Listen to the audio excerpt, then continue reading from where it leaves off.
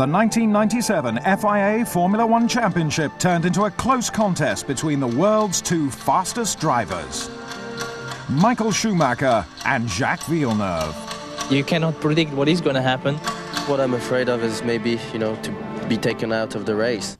Jacques' words ominous as the championship went down to the wire. Jerez in Spain was the venue for the decider. In the pit lane, it was Ferrari versus Williams. And on the track, it was Schumacher versus Villeneuve. The battle was close, with both teams giving everything they had, but in the end it was dramatic and controversial, all over in one turn. Ferrari and Schumacher were left to look back on what might have been. But it was Jacques Villeneuve withstanding the pressure over 17 enthralling races to take the coveted title, Williams winning the Constructors whilst Mika Hakkinen took his first win. It's just one victory, nothing else.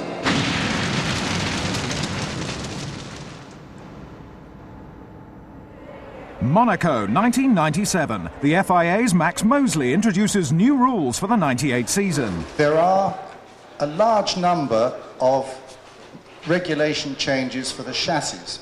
Cars will be narrower. Instead of 2 meters wide, 1 meter 80. The side impact test speed is going up from 5 meters to 7 meters per second. The tires are responsible for an increase in performance greater than any other factor on the car. The biggest problem we've had over the last 25 years has been the steady increase in cornering speeds, which the best efforts have failed to control. The most efficient way of doing this is to put grooves in the tires. Back to the drawing board as teams design their new cars to meet the 98 rules. We now have a minimum external dimension of the front of the chassis, as well as a minimum internal dimension. So the front of the car looks much squarer. The track is obviously much narrower. You can see that the wheels have been brought in. The cockpit opening is probably not so clear. There's some changes there in the regulations. Obviously the groove tyres. And there's a much bigger crash structure on the side of the car to comply with the new side impact test.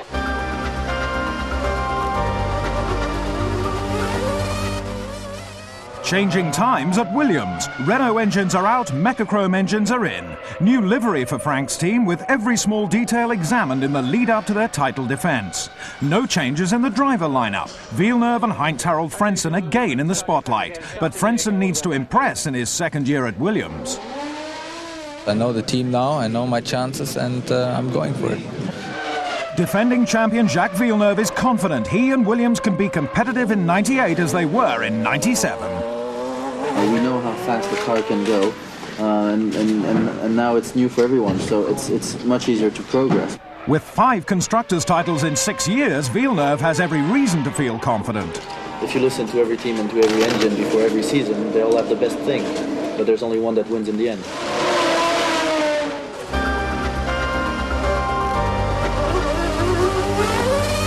There's a steep slope for Irvine, Schumacher and Ferrari to climb to reach that elusive top spot. The Italian team are taking great care to keep Formula One's most expensive driver in peak condition. Covers off the new F300. A new car, a new gearbox, a new engine, a new type of tires, so it will be very challenging. Ferrari were concentrating on development in early 1998.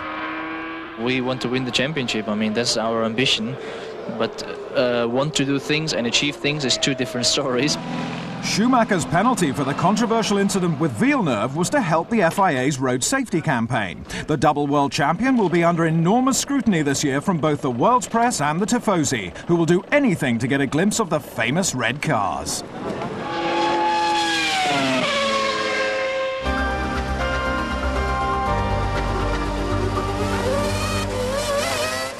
All change at Benetton, with new boss David Richards taking the reins. 2 new drivers, Wirtz and Fisichella, a new tyre supplier Bridgestone and a new Mecachrome engine. Benetton have had only 1 race win since Michael Schumacher left the team in 1995, and the new boys know it won't be easy.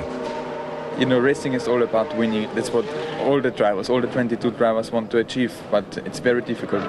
Alexander Wirtz is driving full-time this year after only 3 races in 1997. And with Giancarlo Fisichella moving from Jordan, the Italian team have one of the youngest driving lineups in Formula One.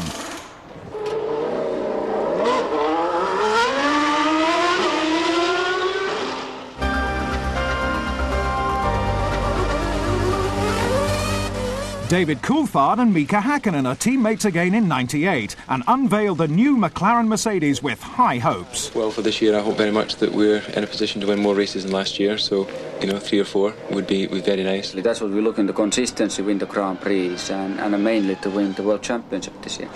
Among the detail differences are those Bridgestone tyres. It doesn't have the level of degradation that previous suppliers had, and that gives us a very good basis on which to develop the car. Designer Adrian Newey arrives, but what of the Mercedes engine? It is stronger, it is lighter, and it's hopefully much more reliable. Well, you have to have reliability, otherwise, first finish first. You first have to finish. The McLarens were very quick in pre-season testing, and they may be the team to beat this year. 1996 champion Damon Hill declined an offer from McLaren, opting to join Ralf Schumacher at Jordan. Mugen Honda are powering a new partnership, with smiles from Ralf, who was on an even footing with Damon.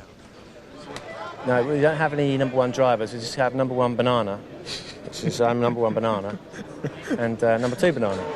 Jordan can't afford any slip-ups as Eddie's team set off in search of their first victory since entering Formula One in 1991.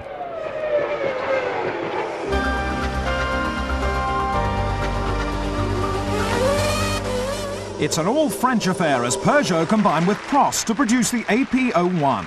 Olivier Panis and Jarno Trulli are the driving force. The introduction of a revolutionary carbon fibre gearbox has given the team problems in early testing, but were now said to be resolved.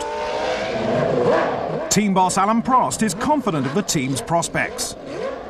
But what is the most important is we know that the objective is to be in between the top teams as quick as possible. And the objective will be to try to be there this year already. Yeah.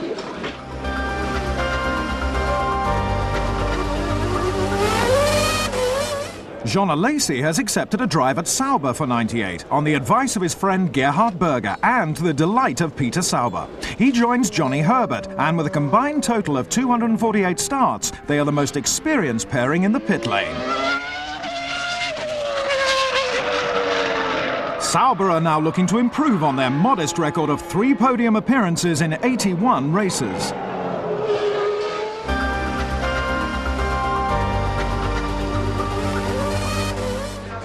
The stunning Black Arrows A19, designed by John Barnard, is powered by its own engine, making the Tom Walkinshaw operation only the second team together with Ferrari to build its own power plant. We decided that instead of wasting the money just renting engines from someone, we would invest it and build our own and hopefully get industry support for it.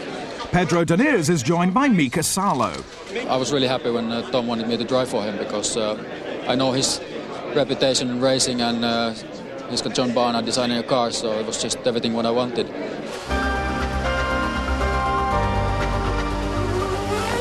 A traditional Scottish launch for the SF2. Stewart Grand Prix are entering their second year of Formula One with the Works Ford engine. 3-time world champion Jackie Stewart knows it won't be easy. Historically, a second year is more even difficult than a first year because people expect too much of you in the second year. And there are no excuses, oh, well, this is their first year. You don't get off with that any longer. Magnussen and Barrichello are back, hoping to be near the front of the grid.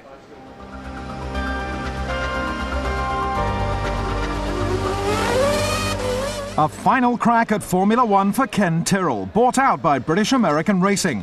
Tora Takagi is the new Japanese signing. I think we've got a good car, so I think we have the opportunity for a few podium finishes. Harvey Postlethwaite realises the new regulations take time to come to grips with. So I think there'll be an ongoing process of improvement. I think teams will also spark off each other in terms of seeing what everyone else is up to, what progress they've made, and I think there'll be quite a lot of modification as the year goes on. Brazilian Ricardo Rosset has joined to partner Takagi.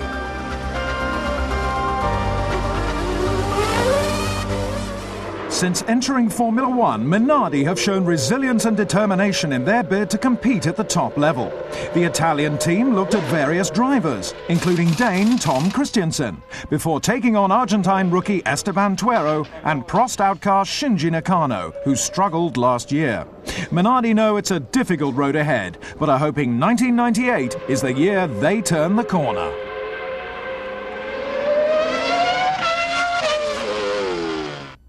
And so to Melbourne, Australia for round one of the Formula One World Championship.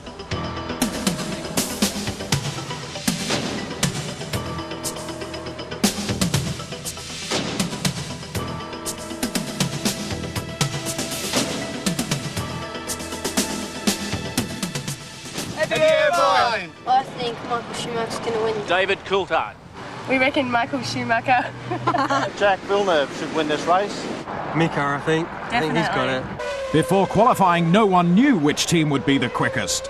You have to be on the same piece of tarmac on the same day in the same temperature to really know how people perform. So in many ways it means that Saturday qualifying should be a really exciting time for everyone, for the teams, the people here, and for the spectators at home to really find out who has got it right for the first race. As it was, the McLarens dominated the qualifying session with Hakkinen and Coulthard on the front row, the team to beat. The cars have improved so much to last year's cars. I mean, last year our car at this stage was really dreadful. I mean, it was very bad, and now we have a real racing car, and that's why we can go that fast. McLaren obviously has even a better racing car and a better tyre. Race day at Albert Park. Fans are treated to a panoramic view of the city. On pole twice previously in Melbourne, defending champion Villeneuve has to settle for fourth today. The large crowd are not the only ones to be blown away by the speed of the McLarens. Hakkinen is on pole with teammate Coulthard alongside him at the head of the grid. Schumacher starts third, a worrying 0.7 of a second adrift. As the lights go out, the 1998 season gets underway. The McLarens are getting a good start with Hakkinen taking the lead at the first corner. There's not much room as the pack threads their way through. Barrichello's having a slow start to the season. The Brazilian has a gearbox problem. Schumacher tries to outbrake Coulthard, but the Scotsman keeps his line, holding off the German. There's already a significant gap. Hakkinen, Coulthard, Michael Schumacher, Villeneuve, Giancarlo Fisichella and Johnny Herbert make up the top six. Ralph is having a dive around the outside of Magnussen, but they're both off as Takagi's Tyrrell follows them in sympathy. More trouble for the Schumacher family as Michael pulls onto the grass on lap 6. Smoke is pouring from the back of his Ferrari, and he shakes his head in disbelief as he realizes that his race is over. What a disastrous start to his season. The Flying Finn is at the front of the field, whilst Fisichella is putting some serious pressure on Villeneuve as they approach turn 3. But Jacques has it all under control, calmly closing the door. Take it easy, Fizzy.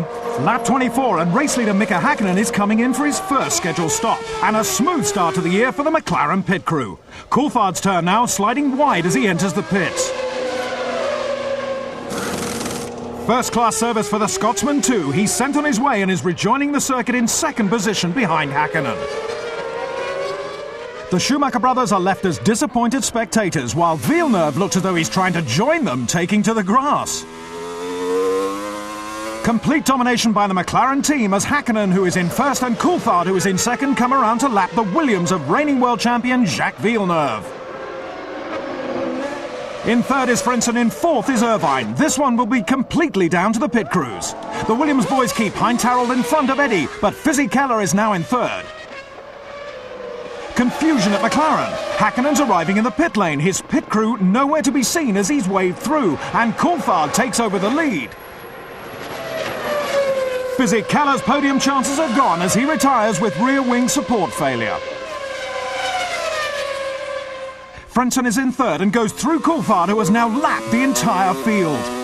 3 laps to go and Coulthard is slowing. He's letting Hakkinen through. Mika is into the lead at Albert Park. Herbert is doing everything he can to steal fifth from Villeneuve, but Jacques is not surrendering this close to home. Magic in Melbourne for McLaren. Hakkinen takes victory. Coulthard is second and Frentzen, an entire lap down, is third. The overall result was what I wanted to be, but during the race there was some confusion, and that caused me to come one extra stop, and it was purely misunderstanding in the radio communication. Tears of joy for Mika, possibly tears of a different sort for the opposition. McLaren leaving the Formula One world shaken. Eddie Irvine takes fourth place in the sole remaining Ferrari. Disappointment for world champion Jacques Villeneuve in fifth, but a good result for Herbert in sixth. Tyres played a significant part in the race. We know that we're still a little bit behind, but Goodyear has done a major progress since, I would say, January with the tyre. We are not yet up to speed to the Bridgestones. Definitely they're trying hard. We have a new tyre for Brazil, which is better, and I'm expecting other things to come. With Bridgestone supplying McLaren and Benetton this year, competition between them and Goodyear will be hotting up, with huge development programs planned in the bid to stay ahead. Bridgestone celebrated their first Formula One victory in Melbourne. Controversy surrounded the first race. We had an agreement that whoever was to get to the first corner first, we wouldn't challenge that person, because that was the main part of the race. I was pretty confident with that agreement that I would beat Mika to the first corner, but unfortunately today he made a good start. The contentious pre-arranged agreement between the two teammates would never have come to light had it not been for Hakkinen being called into the pits by the team in error. And when it was clear, when the team explained to me what had happened with his pit stop, I felt that was in keeping with our agreement, so that's why we changed places. David Zak demonstrated that there is still room for sportsmanship in Formula One, and Mika appreciates that. Well, I just wanted to say for David, thank you very much. I'm not saying this because it's easy for me to say because I won. What David did was just remarkable. Ken Tyrrell steps down from running the team that bears his name after 30 years in the sport he was so passionate about. Known as one of the great innovators of his time, he produced a six-wheeler Grand Prix car, driven here by Jackie Stewart. Ken Tyrrell was hugely successful, collecting 3 World Driver Championships and 2 Constructor Championships with Jackie Stewart. But the last win came in 1983 at Detroit, with Alboreto at the wheel. Ken was very adept at spotting and nurturing talented young drivers, such as Jean Alesi, here in 1990 challenging Ayrton Senna for the lead of the US GP. The Australian Grand Prix witnessed the end of an era as Ken says goodbye to the pit lane. Giancarlo Fisichella took an alternative view of the Melbourne track. Giancarlo, okay? So-so. So-so, okay. The end of an era for Goodyear too, as the Australian Grand Prix marked the first time since 1991 that the ultra-successful Formula One tyre supplier, who can count many champions among their customers, has not won a Grand Prix. Nelson Piquet took the laurels for Pirelli in Canada in that year.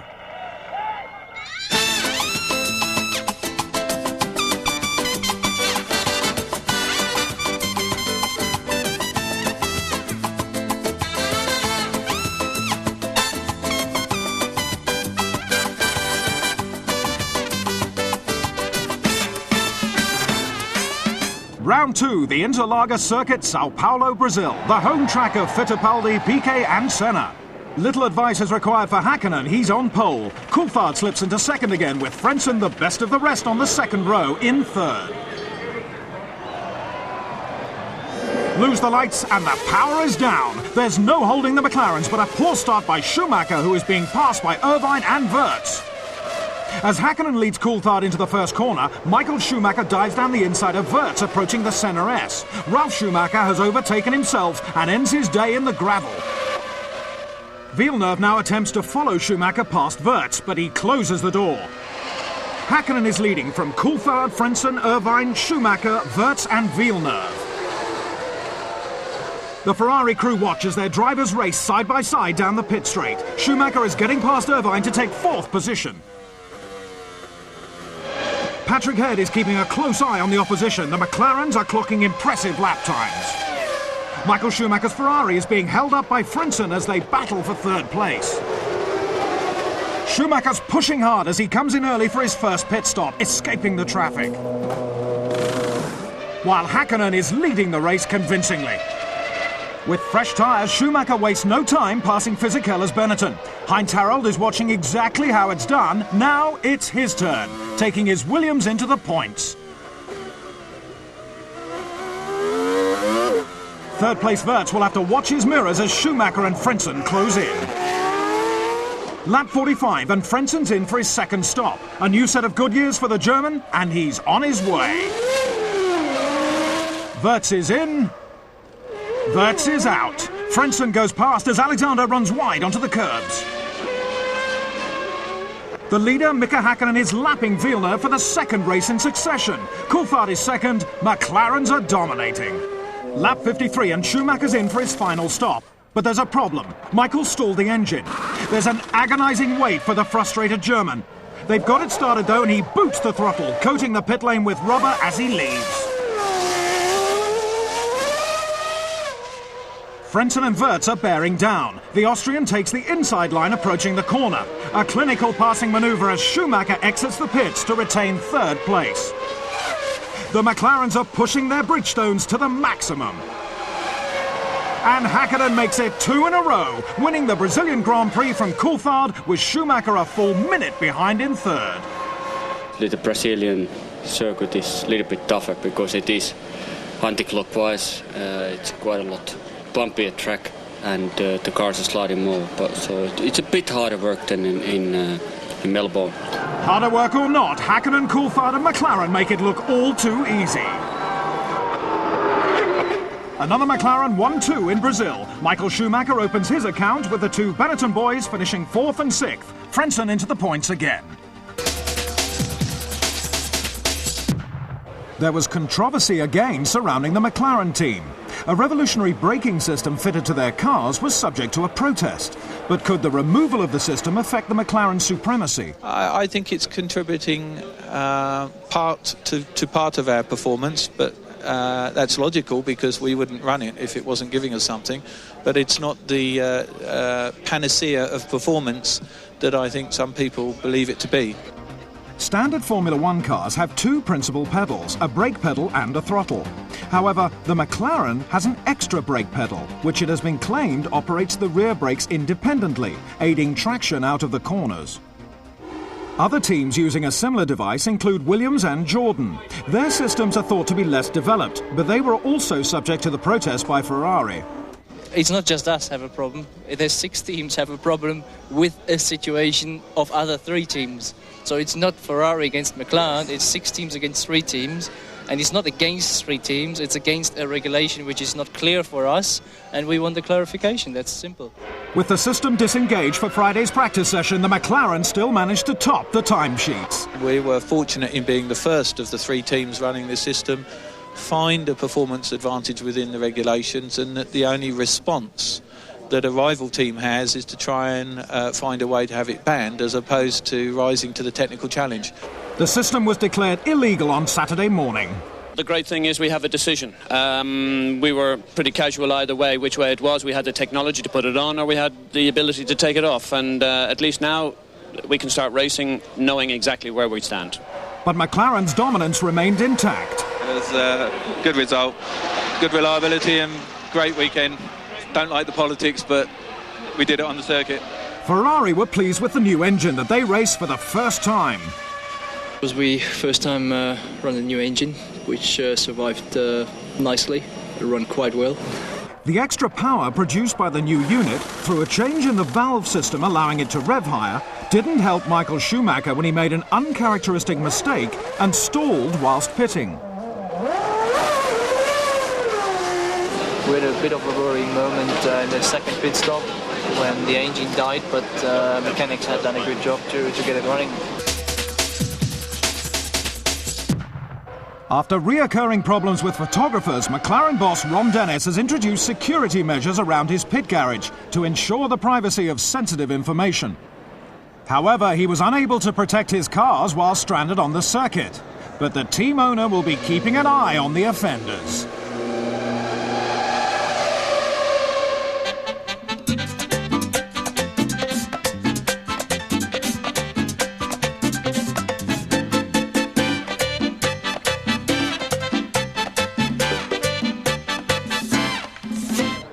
Buenos Aires, Argentina for round 3 of the 1998 Formula One World Championship. The crowd are hoping it won't be another processional race. David Coulthard is all smiles as he takes the first pole of the season.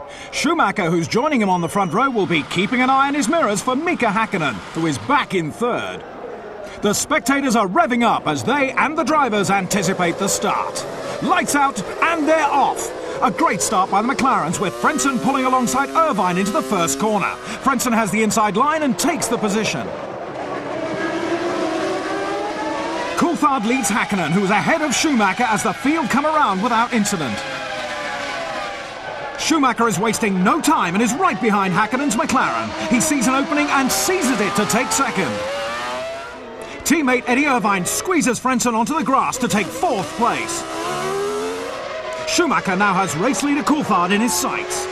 Frentzen, who has a problem with his front wing, can do little to stop teammate Villeneuve getting past. A gearshift problem for Coulthard on lap 5. He's run wide. Schumacher's spotted a gap. Can he squeeze through? No! They've collided. Coulthard spinning, Schumacher is into the lead. A concerned Ron Dennis, but DC's kept it going and is now behind Villeneuve and Alesi in 6th place. Lap 28 and race leader Michael Schumacher is coming in for his first pit stop. Ross Brawn checks for front-end damage. Everything okay as he rejoins in 2nd behind Häkkinen. Mika is coming up to lap Frentzen, but he's being held up, which could cost him later. Villeneuve is pulling out of Coulthard's slipstream as they approach the turn. He's got the line and takes it. Ron Dennis points the way as Häkkinen makes his first and only stop on lap 42. And exits the pits in 2nd behind Schumacher, who takes the lead. Damon Hill has hit Herbert Sauber and torn off his front wing. Back to the pits for a new nose.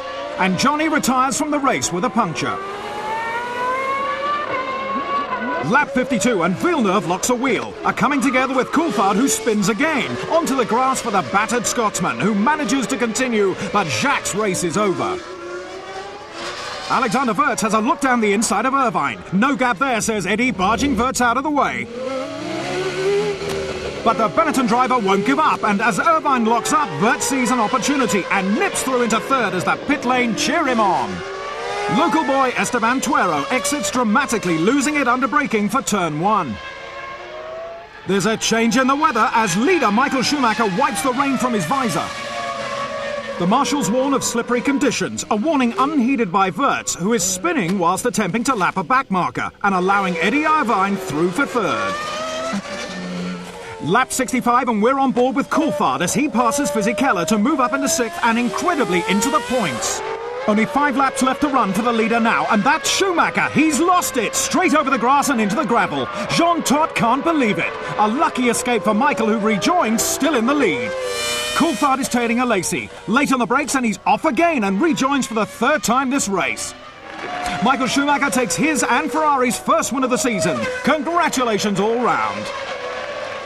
Häkkinen is 2nd, 23 seconds later. A pumped-up Schumacher is bringing the Ferrari home to an elated team and fans.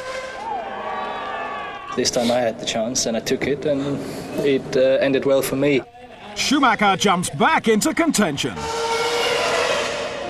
Schumacher's win takes his points tally to 14, with Häkkinen now on 26 and Coulthard on 13. The championship battle is beginning to take shape. There's no doubt that the pivotal moment in Buenos Aires occurred on lap 5 as Schumacher passed Coulthard for the lead, taking no prisoners and giving Ferrari the advantage. The two drivers differed in their opinion of who was to blame. He ran wide, I then went inside, same like with Mika, but David seemed to close the door and no room to go, and I didn't feel like I wanted to lift off because I felt I had the momentum going. Yeah, but you went inside. I was there and you closed the door. We know the way. I think it was quite clear that I was in front. If you look at my car, it's the side of my car that his wheel has hit. You know, Michael's a very aggressive driver, so it's unlikely to think that he's going to just lift. Playing catch-up meant the DC had to take chances, leading to more incidents. Jack's another one, like Michael, who's never prepared to give an inch, even if they're slightly behind. It requires him to be a little bit fair, and I don't know, he just drove into the side of me. You know, in a way, I'm the one who hit him, so who knows whose fault it is? It doesn't really matter at this point. Coulthard was involved in yet another incident, this time with Alesi, and remarkably he still managed to take his McLaren to the finish. After dominating the first 2 rounds, an anomaly at Argentina was Mika Häkkinen's pace. A fine start saw him ahead of Michael Schumacher, but it wasn't long before the German's Ferrari was back in front, finishing the race over 30 seconds ahead. A contributory factor to the extent of the gap was the time it took Mika to lap Frentzen's Williams. Well, it's pretty unsatisfactory. I think There's quite a few incidents, but the thing that lost us the race was Frentzen. I mean, it's ludicrous. It was 6 seconds in one lap. With a mere 6 points between them in the first two races, many were surprised at both Ferraris making it to the podium, including Mika Häkkinen, who was the meat in the Italian sandwich. I expected them to be close, but not this close. One explanation for Ferrari's change in fortunes was the introduction of a new Goodyear front tyre, noticeably wider. The new tyres, for me, was a big difference. It just gives you a lot more front end, mid-corner. Before, we were always turning in, a little bit loose in the rear and then waiting on the front. Now, the rear can still be a bit loose, but you don't wait on the front. You immediately get on the power. Changing conditions late in the race, a damp track made things difficult, even for Michael Schumacher. And it just started to drizzle, and there's just a patch that was wet, and I just caught that and lost the rear end and just went straight on. So I didn't even try to brake, I just went straight through to come back on the other end and back on the circuit.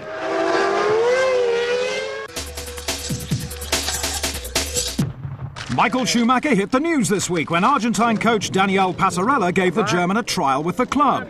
With the World Cup only months away, it was hoped that Schumacher's expertise in taking out opponents and getting away with it, as witnessed by Hill, Villeneuve and Coulthard, would rub off on the team. I should have stayed in bed. I wasn't concentrating was Alesi's excuse for taking out teammate Johnny on their very first lap of the Argentine circuit. It was just the installation lap, basically, and as I came into the hairpin, I knew it was Jean behind. I got hit, so I knew it was Jean. And then when we was on the grass, definitely it was Jean who hit me.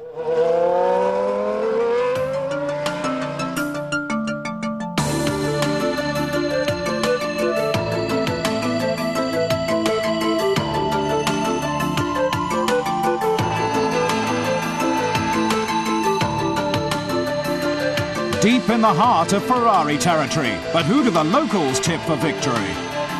Schumacher. Schumacher! Villeneuve! Schumacher. David Coulthard. Nakano. Schumacher! Schumacher has it then. The Ferrari fans are out in force for the San Marino Grand Prix at Imola in Italy. David Coulthard's on pole again with Mika Häkkinen beside him on the front row of the grid. But the majority of the huge crowd have come to see one man, Michael Schumacher, who starts third today. Lights out, and they're ready to go. The two McLarens followed by the two Ferraris. Problems for Wirtz, though. He's dropping back. There's trouble at the back of the field. There goes Barrichello's rear wing across the circuit. What happened, Paul Stewart? Obviously, Jan must have been behind Rubens because it was Rubens' rear wing that's come undone and Jan's front wing. Very disappointing and quite really not what we need right now. Coulthard is leading, closely pursued by Häkkinen, Michael Schumacher, Villeneuve and Irvine. Lap 2 and Damon's in the pits for a new nose after clipping Wirtz.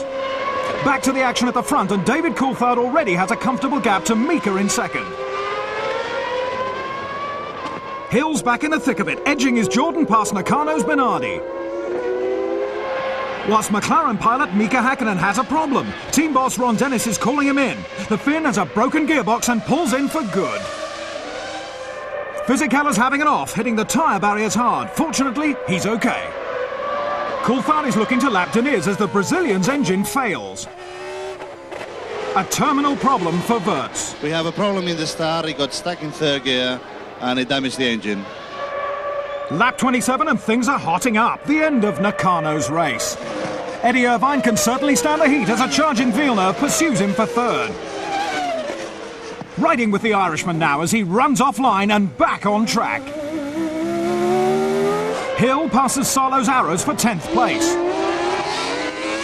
Eddie Irvine enters the pits just behind third place Villeneuve. A quick stop by the Ferrari crew, but they're in a flap at Williams. Villeneuve is forced to concede a position, and Patrick Head is furious the fuel flap wouldn't open.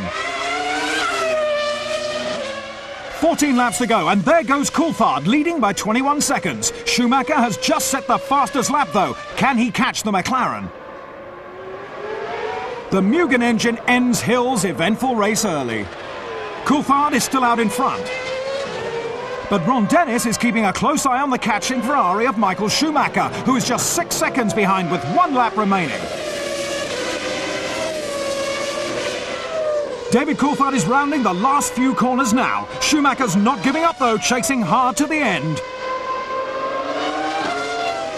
Tense times in the garage, as David Coulthard takes his first win of the season, followed closely by Michael Schumacher in second, to the jubilation of the Tifosi.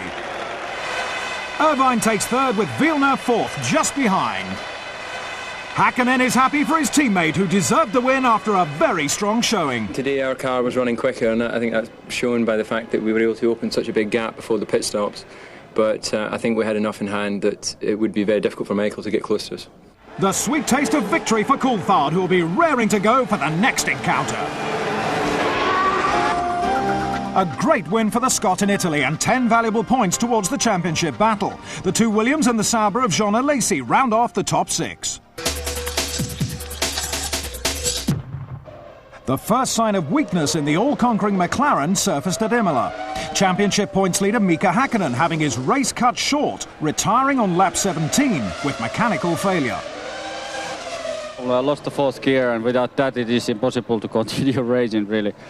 So obviously you can imagine I'm very disappointed, but I guess I have a lot of experience in my career to have situations like this, but it happened, so nothing what I can do now. Mika was pragmatic, but the Finn's retirement caused concern for teammate David Coulthard. The team informed me that Mika was out, but clearly I could see that anyway. And I didn't ask what the problem was because I didn't want to be thinking about that particular, listening for noises with the engine, or I don't even know now what the problem was. It was after the second set of pit stops that the San Marino Grand Prix truly came alive, climaxing into a nail-biting finish. DC, with 15 laps to go, was 20 seconds ahead of Michael Schumacher's Ferrari, but the German was hot on the Scotsman's heels, circulating at over a second per lap faster.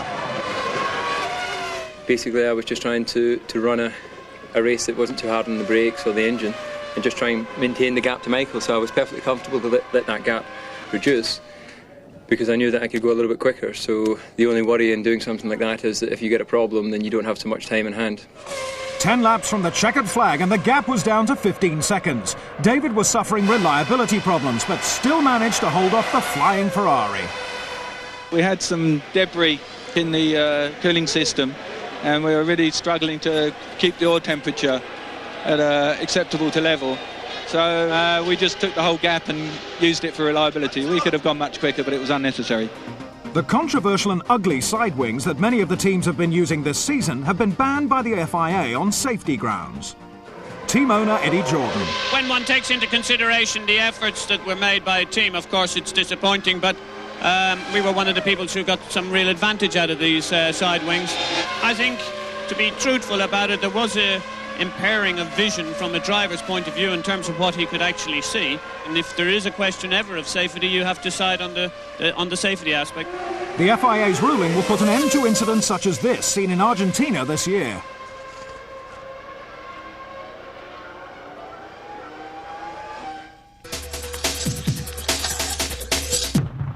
A young Mika Häkkinen, seen here at the beginning of his Grand Prix career, driving for the now defunct Lotus team, had at least something to celebrate after his disappointing race, his 100th Grand Prix start.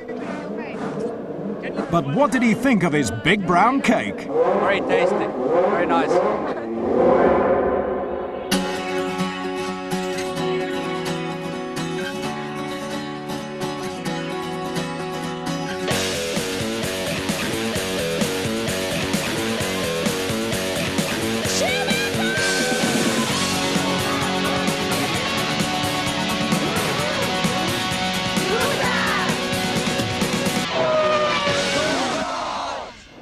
Barcelona in sunny Spain is the venue for the 5th round of the Formula One World Championship. The spectators and marshals are enjoying the weather.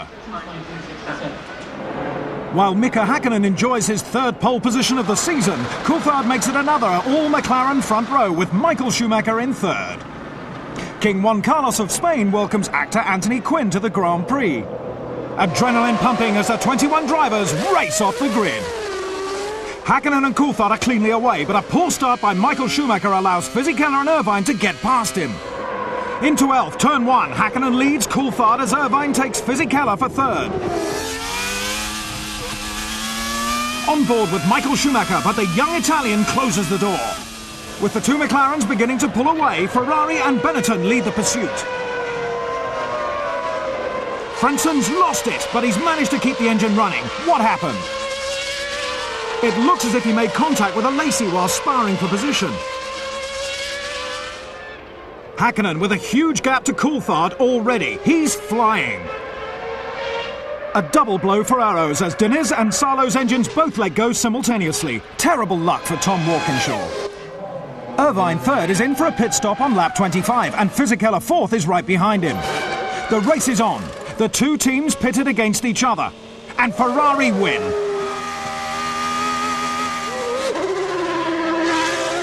Two laps later now and Michael Schumacher is joining the pit lane pandemonium. A professional job by his crew see the German ace out in third and in front of Irvine, who helped his teammate by holding Fisichella back. At nearly 200 miles per hour, Fisichella is looking around the outside of Irvine into turn one. Giancarlo turns in, contact, off they go. The dust may take a while to settle on this one, as the hot Italian remonstrates with Eddie. No such problems for Mika Hakkinen. The Finn has the track all to himself out front. An unscheduled stop for Schumacher, allowing Wirtz to move into third. Michael is receiving a 10-second penalty for speeding in the pit lane, as the Ferrari rejoins to start lap 41 in fourth place with some serious catching to do. Benetton's Alexander Wirtz is in for his crucial second stop. But there are anxious faces at Jordan. Damon Hill's engine has had enough for today. Lap 48 and Schumacher calls on the Ferrari pit crew again. Barrichello in fifth is doing everything he can to hold off the reigning world champion. Schumacher owes his pit crew a big thank you. He's managed to slip ahead of Wirtz, the Austrian, now in fourth. Coulthard has narrowed the gap to Hakkinen to 9 seconds, but it's Mika's day as he delightedly takes the checkered flag for the third time this year. I would say with the lead like that and victory like that, you could say the victory was easy, but it's actually never easy. All the time have to make sure about your concentration. You have to really be careful. Overtaking back Marquez was very enjoyable, but also quite demanding. More champagne for McLaren, who are taking a real liking to the bubbly this year. Hakkinen and Coulthard take McLaren's third 1-2 of the season. Rubens Barrichello breaks Stewart's duck with a fine fifth ahead of world champion Jacques Villeneuve. The talk of the pit lane in Barcelona was the radical new exhaust system introduced by Ferrari. The system exits out the top of the engine cover, maximising the efficiency of the new 047 engine. Exhaust gases are now directed away from the sensitive rear wing supports, exiting upward through the engine cover. Previously, the gases were directed much lower through the rear of the car. Ross Brawn explains its advantages. They give the car a little bit more stability on the throttle, a little bit better handling. But it's not a cure-all yet. We've still got a lot of work to do. The tape, as you call it, is quite a sophisticated insulation system for the rear wing structure to make sure there's no problems there. Refueling, the systems are a completely sealed system for both fuel and vapor. Refueling is not completely risk-free, but we haven't increased it with what we've done, so no concerns. Clearly our target's to be in front of the Ferraris now, and I think that's an achievable goal. That was Fisichella's goal, but Irvine disagreed. Basically, I put a lot of fuel in to do the middle stint because I want to go very long. I was slow out of the last corner, so heavy, and just go down at the straight. He was on the outside, I was on the inside, protecting his position, and he just hit the brakes and came straight across over on me, and I had to stand on the brakes very hard to stop hitting him, and two of us touched, and that was it. We were away. However, there are always two sides to every incident. We saw him slow on the previous lap in Bolt Q, and then you backed off, and then the next time it was your corner. There's no question about it. You did a very good job. You have to go back to one lap before to really see where it all started. And clearly on one lap before, that corner was for Fizzy, but he backed out of it, and Irvine pushed his way through. I think second time round, Fisichella was not going to back off. And I think looking at the tape quite clearly, this is every right to feel aggrieved. The passionate Italian is putting across his version of events to the Ferrari number 2.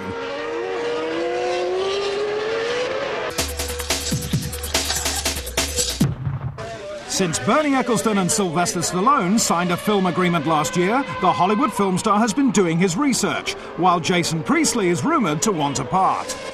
Tyrrell's Ricardo Rosset was the first driver this year to fail to qualify, falling foul of the FIA rule that all drivers must set a time within 107% of pole position. The Brazilian missed the cut by just 0.06 of a second. Meanwhile, Williams had their worst qualifying session since lining up 14th and 16th at Phoenix in '89. Last year, Villeneuve took pole. This year, he could only manage 10th place, pushing his car to the absolute limit and beyond. Frustration for technical director Patrick Head. Frustration too for Heinz-Harald Frentzen, pictured here coming round to complete his qualifying lap in a very disappointing 13th position.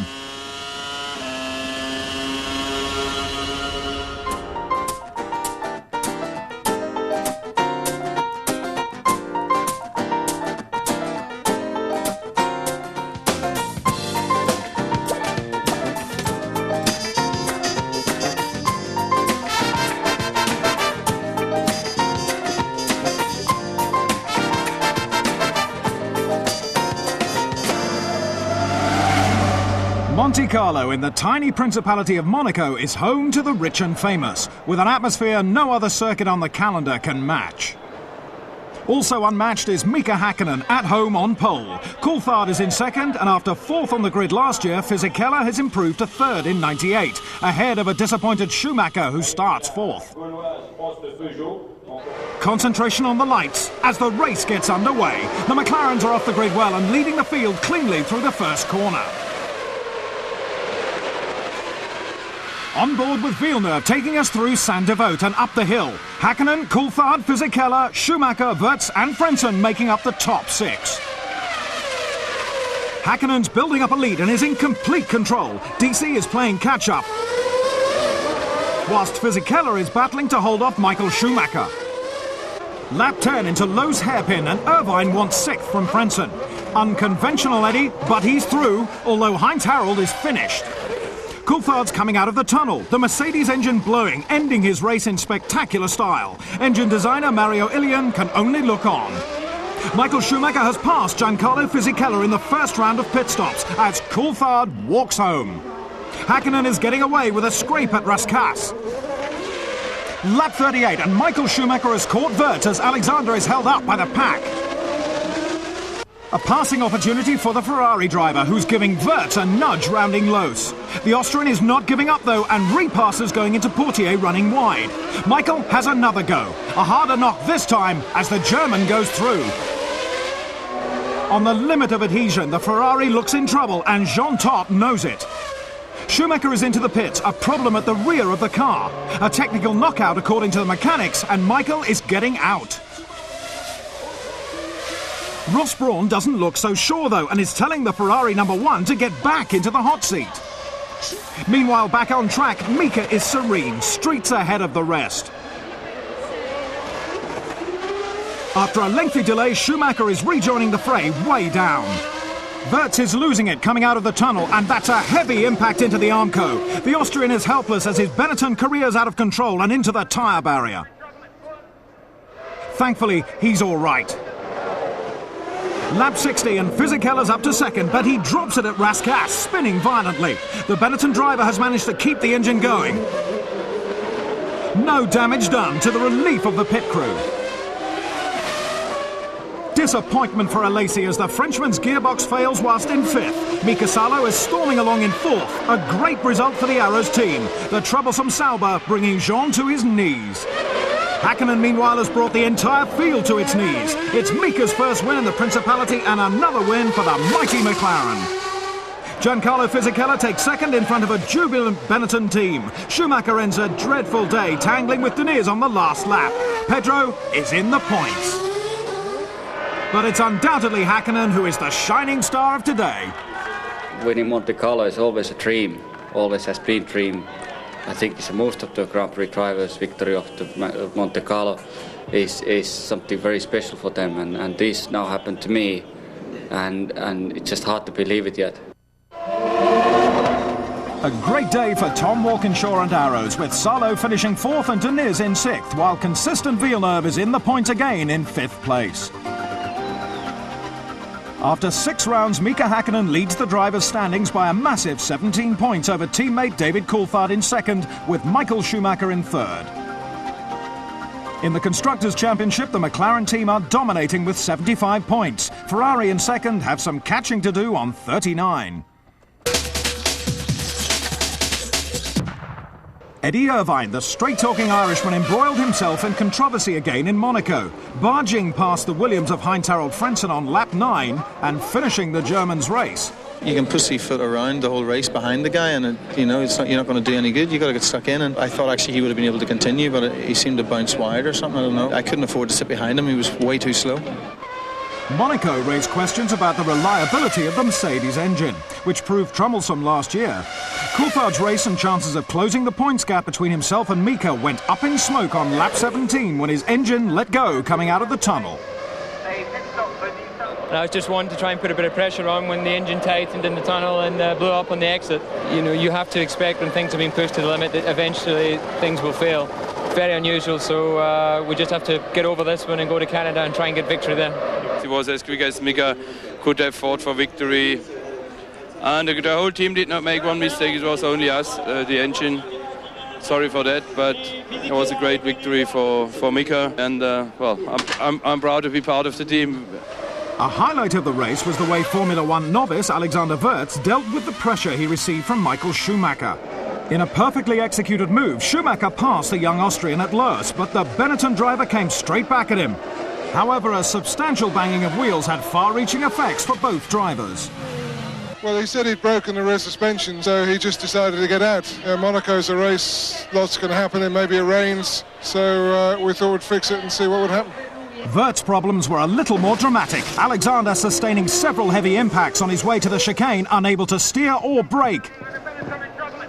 We're not sure what happened with Alex. It looks like something broke, and we think that's probably a result of the incident with Schumacher, but we'll have to analyse that. With his suspension repaired, Michael Schumacher rejoined the circuit, although his race was pretty much over, being 2 laps down on the leaders. His incidents weren't over, though, seen here on the last lap, just avoiding taking out 6th place Deniz and losing his front wing. Double celebrations for Mika in the south of France. One professional winning the most coveted Grand Prix of the year in just 6 races after taking his maiden victory. The other personal, marrying his longtime sweetheart, Eya.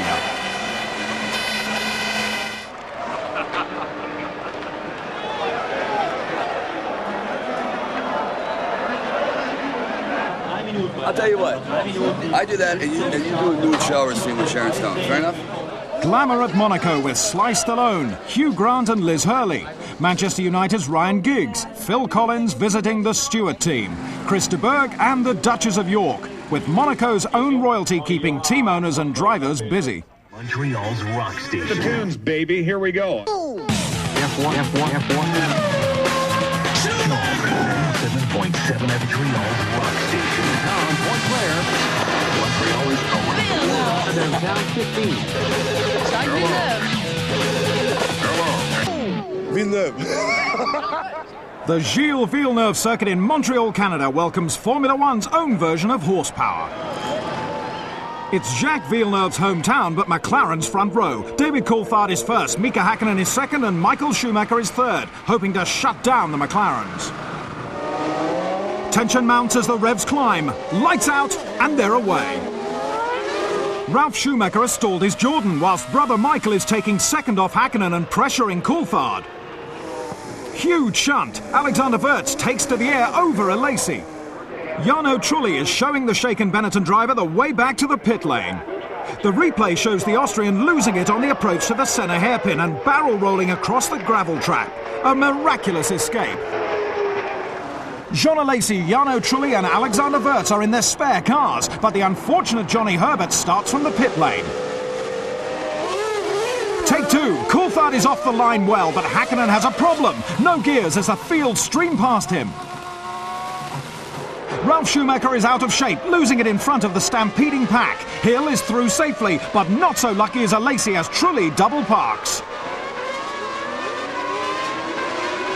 Eddie Irvine is another victim as the race continues. Schumacher is drawing alongside Fisichella as they approach the Casino hairpin. Taking the outside line, he's moving into second position behind the McLaren of David Coulthard. Irvine's three-wheeler manages to reach the pit to replace the damaged Goodyear, but it's the end of the road for Mika. Irvine rejoins at the back of the field whilst the safety car is departing as lap 6 begins. Coulthard is leading Schumacher, Fisichella and Villeneuve. Michael's filling DC's mirrors as Diniz loses control of his arrows, taking to the grass as he quite literally lays down a hazard for the others. The safety car is employed again to restore order. Michael Schumacher is pushing Coulthard and his McLaren to the limit now, and DC's throttle linkage gives up, letting Schumacher through into the lead. Lap 18, and it's a heavy impact for Salo, throwing debris in all directions. Schumacher's taken a canny pit stop and is racing out with Frentzen bearing down. He gives his fellow countrymen no room, and the Williams has nowhere to go. Jock's clearly furious as Heinz Harald shows his disgust and Patrick Head remonstrates with the Ferrari pit wall. Oliver Gavin's safety car heads race leader Fisichella, Villeneuve and Schumacher. Lap 23 and the race is on. Villeneuve goes for the lead in his home Grand Prix, smoking his Goodyears. He's outbraked himself and takes a trip across the gravel. A fast-acting pit crew are ready to replace both front and rear wings, but it's ruined his race chances. Just over halfway and Fisichella is leading from Michael Schumacher, but the German must serve a stop-go penalty for his part in the incident with Frentzen. Michael waits, his punishment served, as Giancarlo leads the Canadian Grand Prix.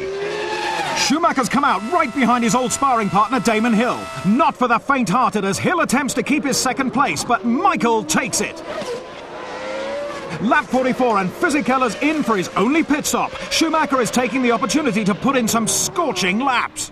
Hill retires with an electrical problem, leaving Eddie frustrated.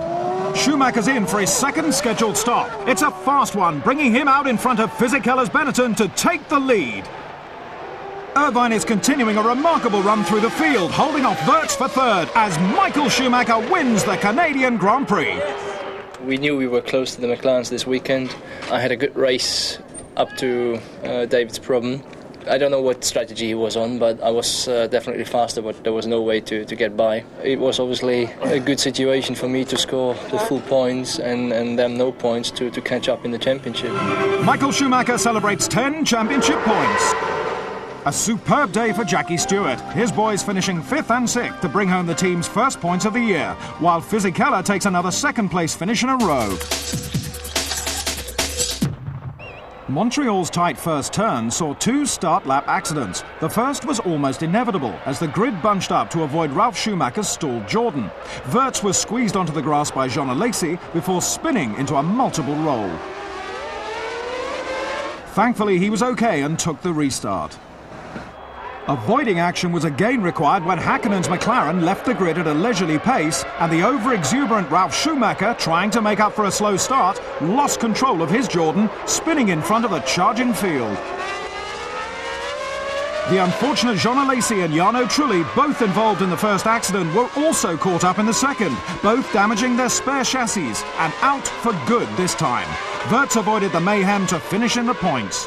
This was the most crazy race in my whole career. I'm happy to finish 4th because it's another few points for me, even with the collision at the start, what happened. Overall, it was my first time. And then in the end, with 4th place, I'm really happy.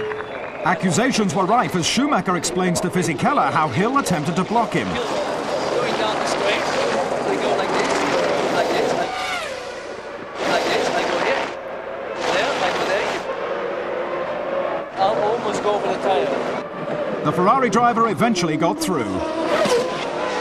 If someone wants to kill you, he can do it in a different way, because we're going down there 320 kilometers per hour. Somebody moving 3 times the line, that's simply impossible. You can do it once, you go from one side to the other side, that's it. That's what we usually do. But you can't move 3 times. Well, I mean, we were racing for position, and I knew that I had to hold him up as much as possible within the bounds of the rules. Yeah, I mean, I knew where it was, but he still managed to get through. He's a hell of a driver. Hill knew where Schumacher was, but the Ferrari driver claimed that he was unaware of Frenson's position when he exited the pits and moved across the track, forcing the Williams off the circuit while braking from 180 miles per hour. I can only imagine what happened, and if that happened, I really have to excuse, because I went down the pit lane, I looked to my right to see whether there is someone. I didn't see anyone, so I pulled over to get on the line, and in the mirrors it's almost impossible to see things, and I really don't know what happened. I have to look at video, but if I have done anything, I just want to excuse myself. Michael may have excused himself, but Patrick Head hasn't. We will do everything to get him thrown out of this race, and maybe for a lot more races. I'm really disappointed because we could have made good points today. Many people in front of us fall off, and the race wasn't still over. We had a good race strategy. Everything was running fine. Despite his first ever Formula One point, Jan Magnussen has lost his seat at Stewart after a disappointing season. His berth is taken by Dutchman Jos Verstappen.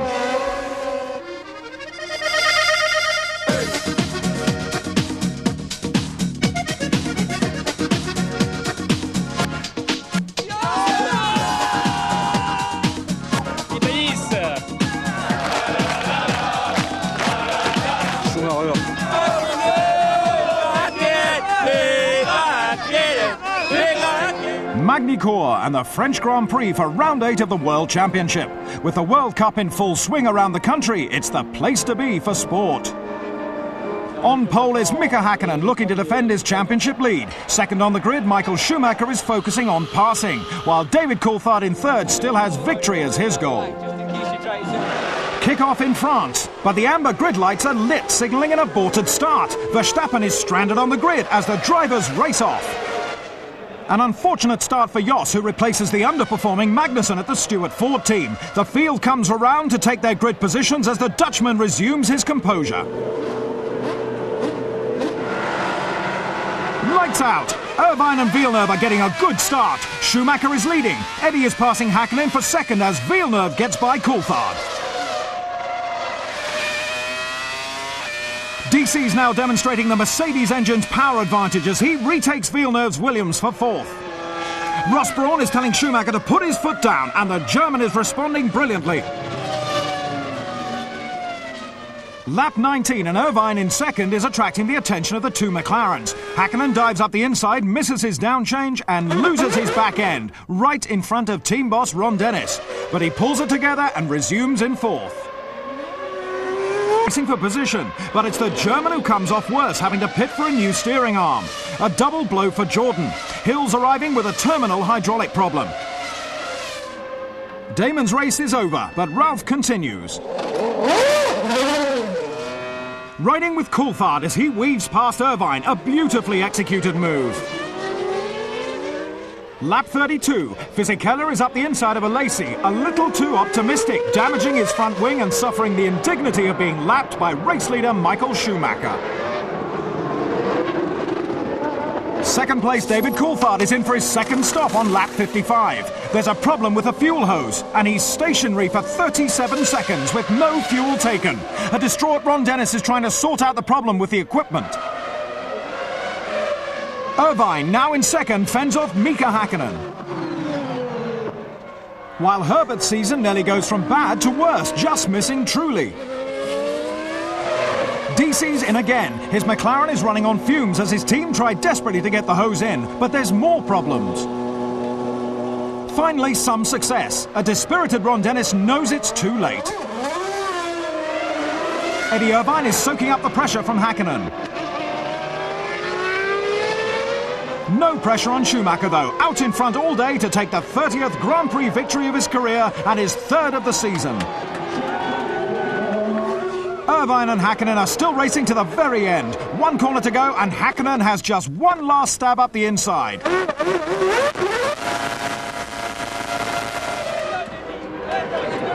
But second goes to Irvine, Mika settling for third. The Ferrari team celebrate as they take their first 1-2 since the days of Nigel Mansell and Alain Prost.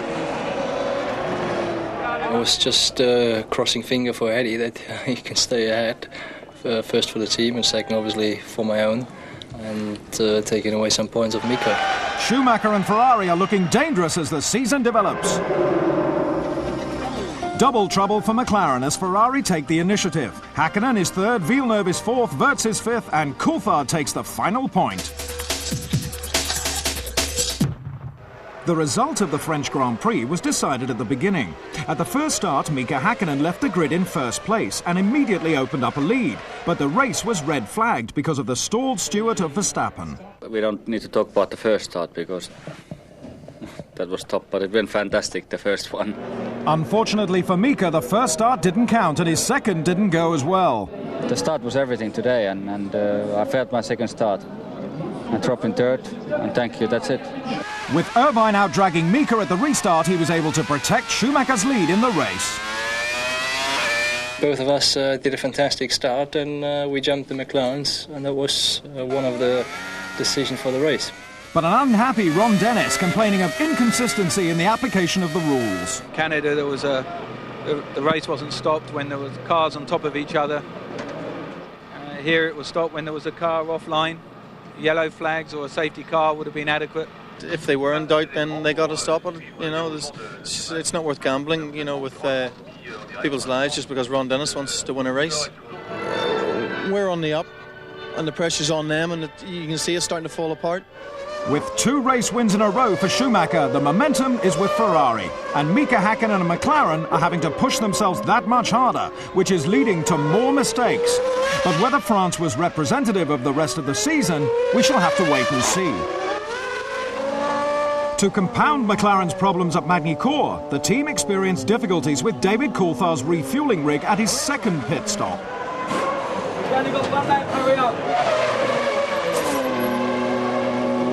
The nozzle is actually has a sequential process which provides for an interlocking mechanism which doesn't allow the fuel to flow until it's locked, and that just jammed. The team eventually managed to get some fuel in. We just have to be a bit more diligent. We have to take responsibility in the end, but it was to a certain degree out of our control.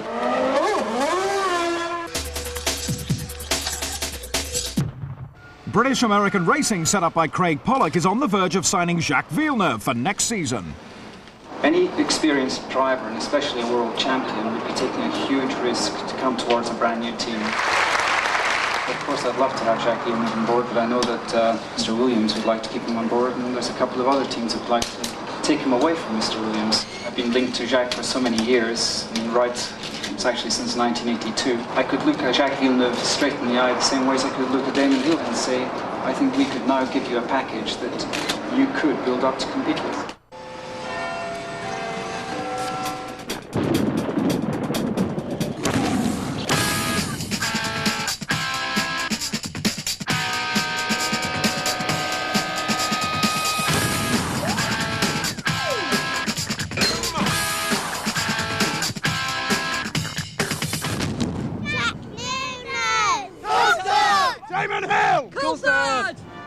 Formula One flies into Silverstone for the British Grand Prix. Music to McLaren's ears as Mika Häkkinen takes his 6th pole of the season.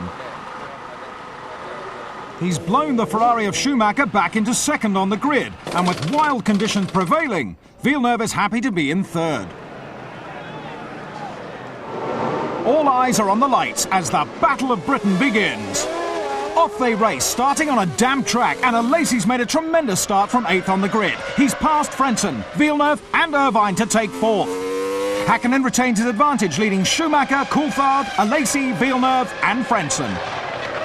Lap 5, Coulthard is pulling alongside Schumacher. Into the chicane, side by side. Coulthard's reward is second. Norbert Haug is euphoric. Ralph, who started at the back, is now slicing his way through the field. As is Eddie, after being stuck in third gear at the start, losing early places, but he's picking them up now, passing Frentzen for 5th. That's Hill, spinning out of his home Grand Prix on lap 14, and adding another blow to Eddie Jordan's miserable and so far pointless season. Häkkinen's opening out a considerable lead, but also opening are the heavens. With the Saubers now, and 5th place Herbert, who is on a one-stop strategy, is leading 2-stopper Alesi. Johnny let Jean through are the pit orders, and he's waving the Frenchman by, but he has to take a hand off the wheel and he's off. The British driver sits there helpless and is understandably a little upset. Hakkinen still leading, but Coulthard's right behind him. Mika Salo is caught out on lap 27. His race is over. Conditions are deteriorating and Hakkinen has zero visibility as he comes round to lap the back of the field. Coulthard flies off the circuit, reversing at high speed across the gravel. Lap 38 is his last. DC's not the only one caught out as Villeneuve, Shinji Nakano and Benetton's Alexander Wurz lose traction, but all managing to rejoin. As Hakkinen charges through bridge, the ultra-fast right-hander, and he's lost it across the gravel, across the grass, and lucky to rejoin without losing the lead. With the rain relentless, the safety car's out, and Hakkinen's 38-second lead is washed away. Oliver Gavin in his Mercedes pulls off the track as Hakkinen in his Mercedes looks to rebuild his advantage over a determined Michael Schumacher in second. Hakkinen is under enormous pressure now and he's blown it, running wide at Beckett's. Schumacher is the new race leader. Ferrari of Irvine menacingly looms in. They can sense victory at Ferrari, but there's another twist. That's a penalty notice for Michael Schumacher. The Ferrari ace is continuing, putting in some sensational laps, and he crosses the finishing line whilst coming in for his penalty stop. Meanwhile, Hakkinen takes the checkered flag on the track. Michael's 10 seconds are up and he's off. Confusion reigns. No one's quite sure who's won in these unprecedented circumstances. But Michael Schumacher is declared the winner. It was easy up to the pace car. I wasn't fast enough. Couldn't hold the pace off the two guys in front of me. Obviously I slowed down because there was no point pushing. It was very dangerous and I was quite happy that the pace car came out actually. An amazing result for Schumacher, who had surely kissed his chances goodbye. Michael Schumacher takes his third consecutive win. A great result for Benetton with both drivers in the top six, while Ralf Schumacher gives Jordan their first point of the year. Schumacher's win has put him within 2 points of Mika Hakkinen, while Coulthard's championship hopes are fading now, 26 points behind his teammate, just 1 point ahead of Irvine. It's a two-horse race in the Constructors' Championship with McLaren just 3 points ahead of Ferrari, with Benetton and Williams in third and fourth a long way behind.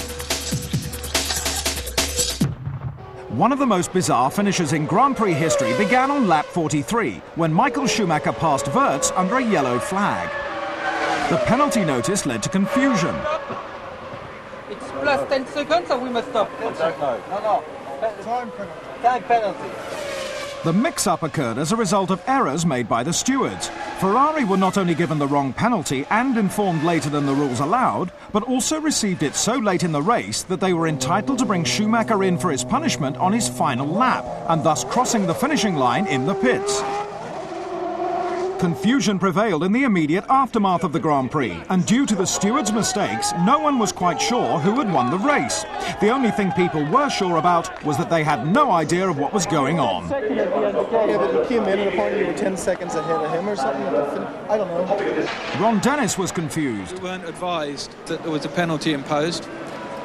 For that reason, we were pacing Mika because he'd sustained some front wing damage.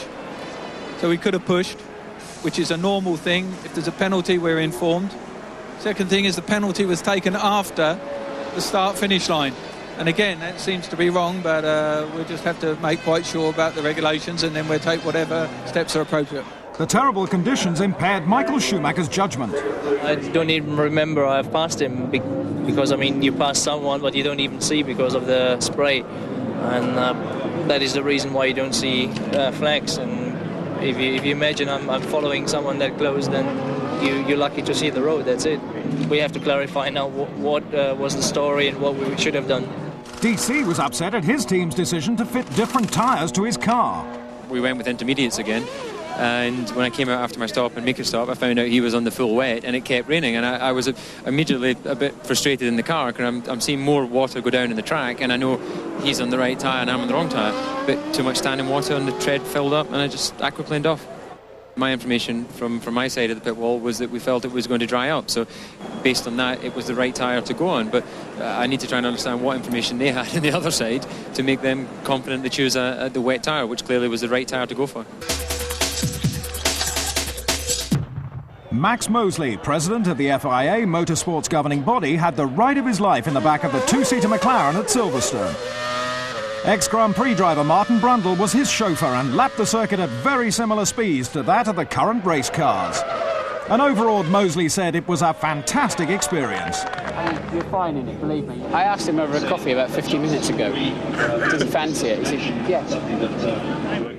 This is the highly skilled engineer that has hand-built these machines. I've got to take a little bit out of here with me knife. Actor David Jason was also offered a spin. I was delighted to have, to have had a look at it, and I'll take up your invitation next time, but I want a bit more time to sort of get the feel of it.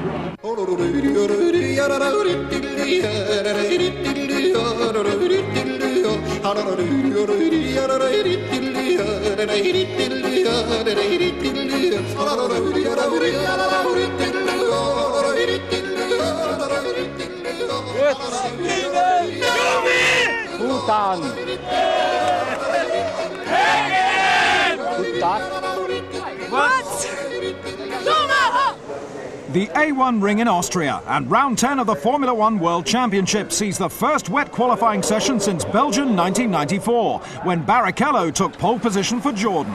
It's already clear. It was nearly 30 minutes before anyone ventured out. Takagi was not the only one caught out by the treacherous track. World champion Jacques Villeneuve sliding down to 11th on the grid. Diniz ending up in the gravel and 13th, whilst Fisichella is just a passenger in his own car. Conditions proving too much also for the Rainmeister, Michael Schumacher having to start the race from 4th. Even the peerless McLaren was affected, Häkkinen having to fight to stay on track for 3rd. In the end, the weather produced a radical grid, with Alesi taking provisional pole just seconds from the end of the session. But the flying Fisichella was causing uneasy times in the Sauber garage. Giancarlo Benetton displacing the French driver on the very last lap of the session, taking his first Formula One pole position to the disappointment of the Sauber crew.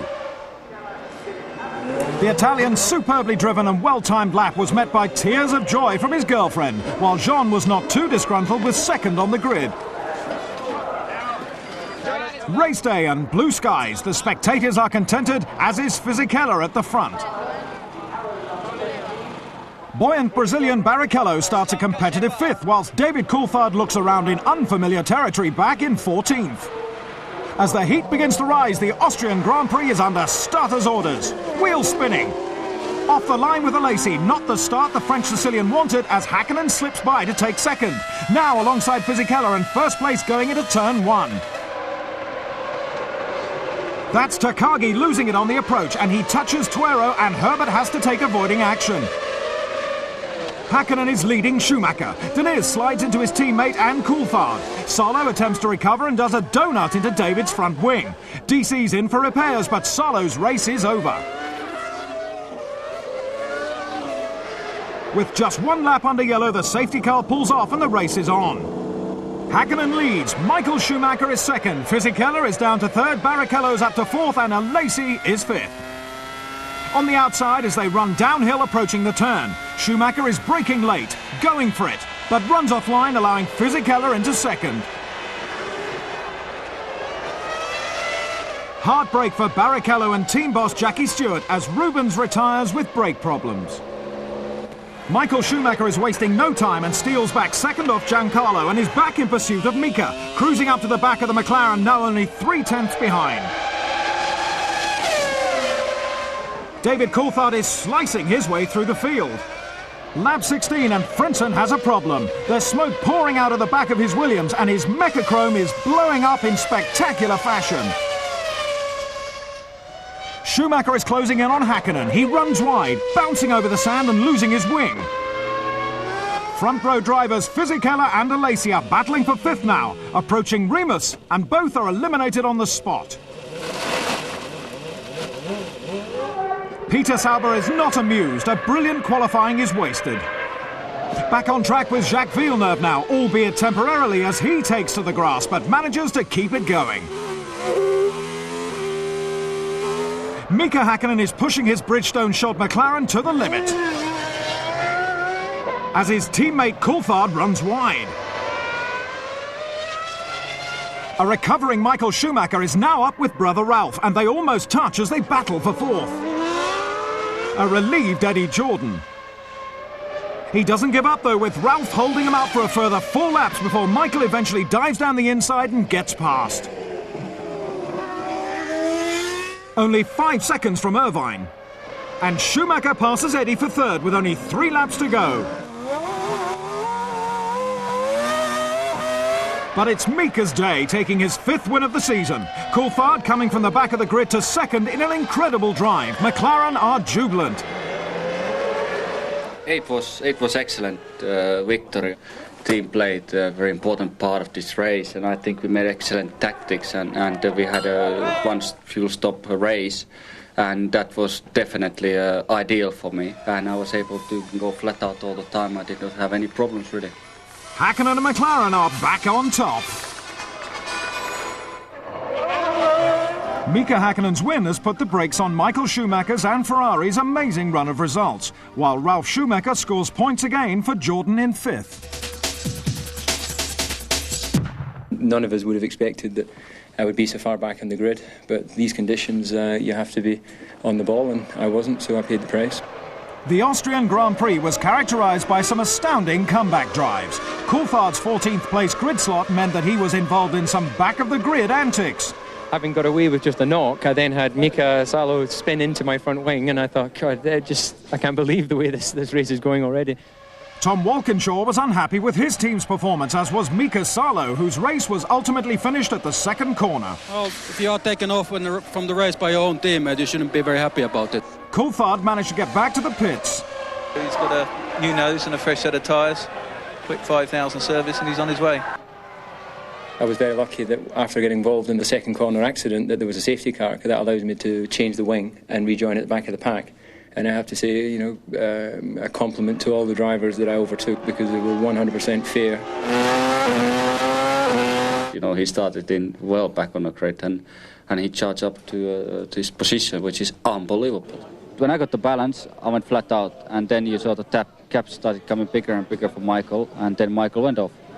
So, brilliant. In the end of the day, it was a stupid mistake by myself. I went off the line, and as you off the line, there's so much dust that you have no chance to just run wide. I thought it was bigger damage, to be honest. There was enough damage anyway to come in without the front wing for 1 lap, which cost me a lot of time. Great pit stop of the guys. Changed the wing and went back into the race from 16s and came third. It was quite a nice challenge, and in that sense it was quite exciting. Accusations of team orders when Eddie Irvine mysteriously slowed, allowing Michael Schumacher through to 3rd. All the race I was going forward in the brakes, and there was lots of dust coming out of the front brakes, and then I was starting to get a longer pedal, so I thought it was better to go back on the brake balance, which I did. Now I had to back off because the car was very loose, and Michael was catching me, but to be honest, there's no point fighting with Michael, We were very marginal on brake, both of us. Eddie seemed to be a bit worse than me, and the team asked us to slow down, and at one stage I was able to overtake Eddie then. This is the time of year when people are talking about all these changes. I was happy at Williams, but I expect next year to be an interim season, and I don't want to do another season like this one. Villeneuve announced that he's moving to British American racing next season. There were a lot of positives. The people in the team are people I worked with in the past, and I know they can do a very good job.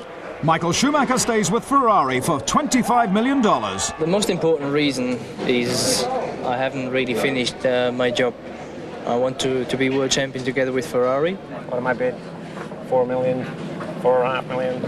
It's a very stable and very good relationship we have between each other. However, what are Shinji Nakano's plans? Well, for the future, I don't know.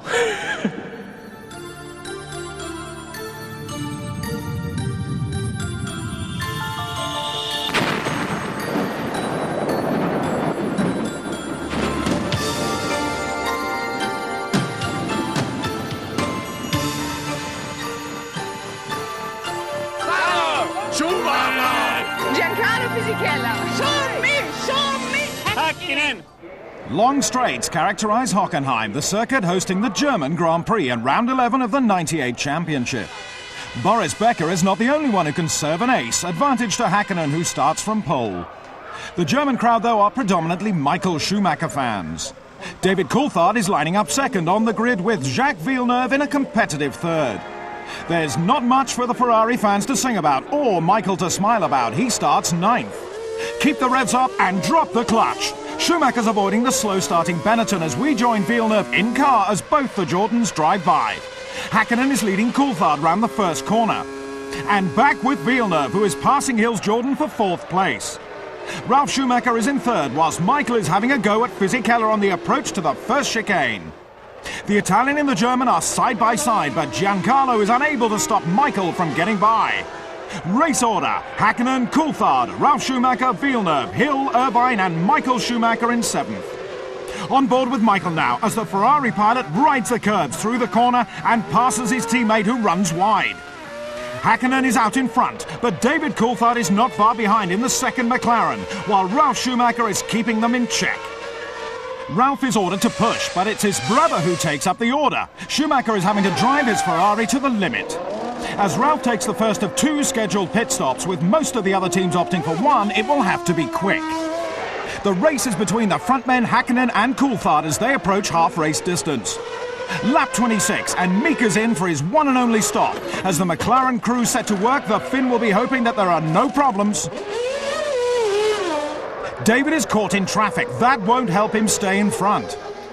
It's the Scotsman's turn now, but he's overshot his garage, adding precious seconds to his stop. The team have done a good job, but can he get out in front of Hakkinen, who is tearing down the straight? It's a race for turn one, and Mika takes it. Hakkinen is leading with Coulthard right behind, but the Williams of Jacques is closing. Problems at McLaren. As Irvine chases down Fisichella and runs wide at the chicane. Hakkinen has to run his car lean, says Ron. Villeneuve clears his vision, keeping the pressure on the two McLarens, but it's the last lap and Mika wins. Coulthard is second and Villeneuve is third. Hill comes home a triumphant fourth and Michael Schumacher a disappointed fifth. Hockenheim is Mika's second consecutive win and Michael could do nothing to stop it. It's another 1-2 for McLaren and a 5-6 for the Schumacher brothers. Adrian Newey has shown he's appreciated, whilst Mika gets a pat on the back and a thumbs up. But can McLaren keep it up? Hungary is basically opposite than Hockenheim. It is the circuit carrying a lot of downforce. So you need a very good power from your engine and good balance for your car. And we got it. Mika certainly has got it. McLaren score their fifth 1-2 of the season, while Villeneuve's first podium finish and Hill's maiden points push Michael Schumacher down to fifth and Ralf into sixth. After 11 rounds, Hakkinen has a 16-point lead over Schumacher, with Coulthard in third and Irvine in fourth. Wirtz and Villeneuve round off the top six. McLaren lead the Constructors' League with 118 points. Ferrari are second with 92, while Williams are back in fourth. Hockenheim saw one of the worst Grand Prix meetings of Michael Schumacher's career. It started poorly when he lost one of the practice sessions, spinning off on his first flying lap. It looks as though he must have hit a patch of dirt or something or other and just lost it, but I don't think the car's damaged. It's going to be unfortunate because we'll lose the first practice session. The Ferrari star's fortunes didn't improve in the second session when he had to pull off with engine problems, losing him set-up time and qualifying only ninth. The last two laps, both of them weren't clean. I had then to slow down in the last try to get another run, but then the tyres not at their best anymore. But still, I mean, we simply too slow. We should have been able to be much closer, but we are not. More disappointment was to follow for Schumacher. In his home race, he struggled with the uncompetitive Ferrari all afternoon, but could finish no better than fifth. I mean, after qualifying, it was obvious that we're going to struggle, and to be in fifth position, as we have seen, was the maximum we could do. So we have to be satisfied. McLaren had a problem of their own when not enough fuel went into Hakkinen's car at his pit stop. We had to get some fuel back, which we did by just changing the engine settings. It wasn't critical, but it was worth paying attention to. Was happy with the team performance again. Very good. Although slightly affecting Mika's performance, the Finn wasn't too concerned. I had some loss of power during a race. It did not influence too much for my driving, but definitely it made me worried a bit. Jacques Villeneuve had his best race weekend of the year at Hockenheim, qualifying third behind the two McLarens. In the race, he kept pace with Hakkinen and Coulthard and even pushed them towards the end. It was a champion drive that earned recognition from the other racers and gave Patrick Head reason to be confident. I think that's our first podium of the year, so it's certain improvement and not far behind, but we've got to build from here, and the target is to try and get back in and be a serious front competitor by the end of the year. Villeneuve was also encouraged. We're pointing our nose closer and closer to the front, and hopefully we'll smell the fresh air soon. Self-styled playboy Eddie Irvine is back in the hot seat next year after re-signing for Ferrari. Yeah, it's good to get it out of the way, It's always a little bit distracting, but obviously the situation with Michael being in the team is not ideal for me. So, I think one-year contracts under certain conditions are very, very good, and I think the conditions are perfect for both of us to have a one-year contract. All the drivers were interested in driving for us. We went through a process to determine which the team wanted to choose, and the decision that we ultimately took was to stay with the two drivers who've done a great job for us. They are two of the best. More importantly, they're getting better. We agreed this was the best way forward, and we're delighted with the outcome.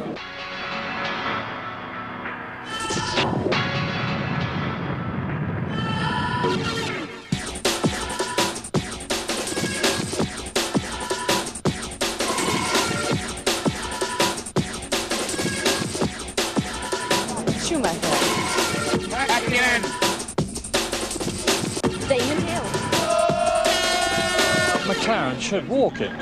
The Hungaroring Budapest for the Hungarian Grand Prix. 3/4 of the way through the season now, and Mika Hakkinen starts round 12 with a 16-point lead in the title race and pole position. David Coulthard joins his teammate on the front row, whilst Michael Schumacher is half a second off the pole time and starts third. Countdown to the start, and off they blast. Hakkinen is away well. In car with Irvine, Schumacher is laying down the rubber. Down to turn one and the field filter through. Hakkinen leads, Coulthard is second, Michael Schumacher is third, Irvine is fourth, Hill is fifth and Villeneuve is sixth. Eddie Irvine is out early in the race with gearbox failure. No such problems for Schumacher, who is pressuring Coulthard for second. Lap 25 and Michael is pitting in for his first stop. DC has a wild moment as he negotiates a corner but manages to collect it.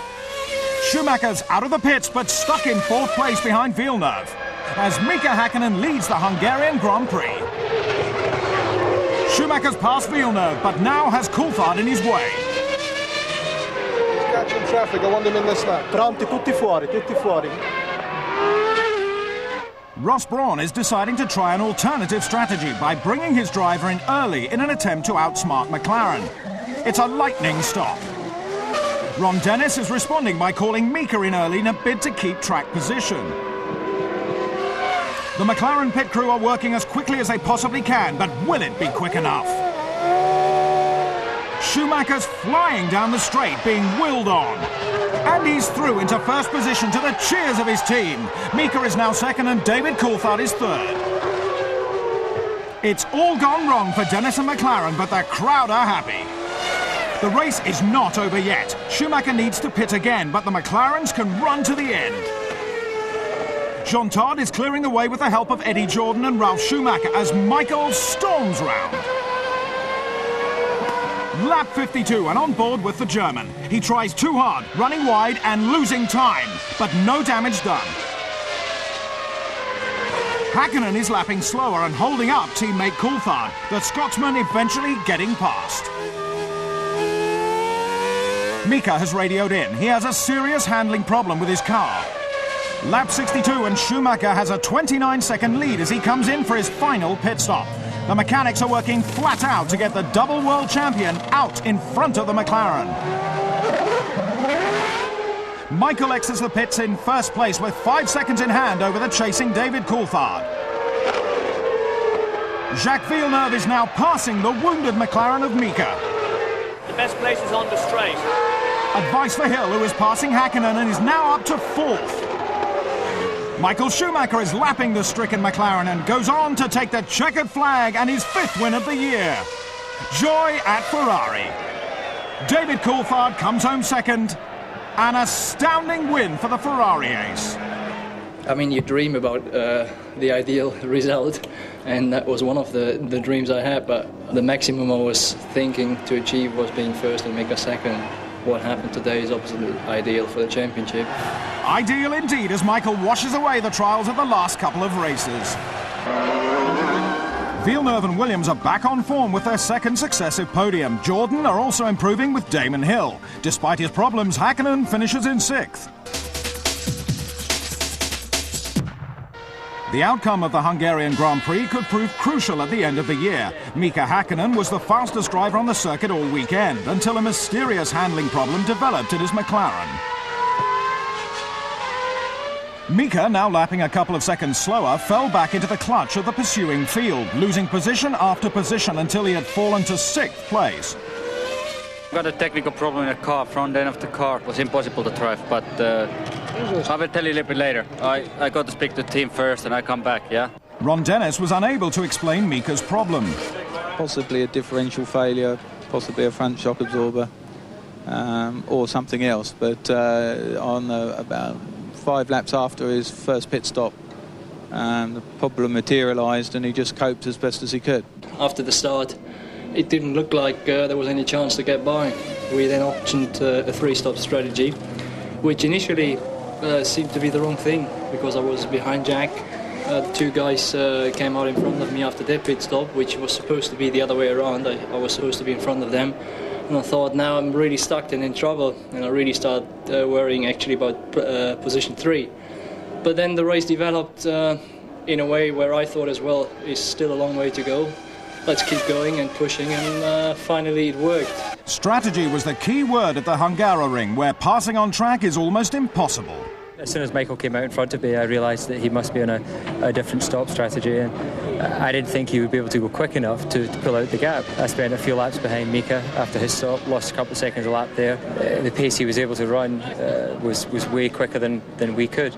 And I was just up against the brick wall, couldn't go any quicker, and that's where he was managed to pull out 25 seconds. Strategy matched raw speed. At one stage I was first where I didn't know I was first, and that was the reason why I went off, because I was pushing so hard to keep actually in contact that I then had a little off, which still meant I was able to pull enough gap after the last pit stop, coming out in front of Damon with 5-second lead, and that was it. The Prost team, which has been uncompetitive this year, announced that it has re-signed Trulli and Panis for next season. Team boss Alain Prost tied up a 2-year deal with Jarno, while Olivier is only committed for 1999. Whilst Schumacher took possession of an all-new £1.2 million colour-coordinated motorhome.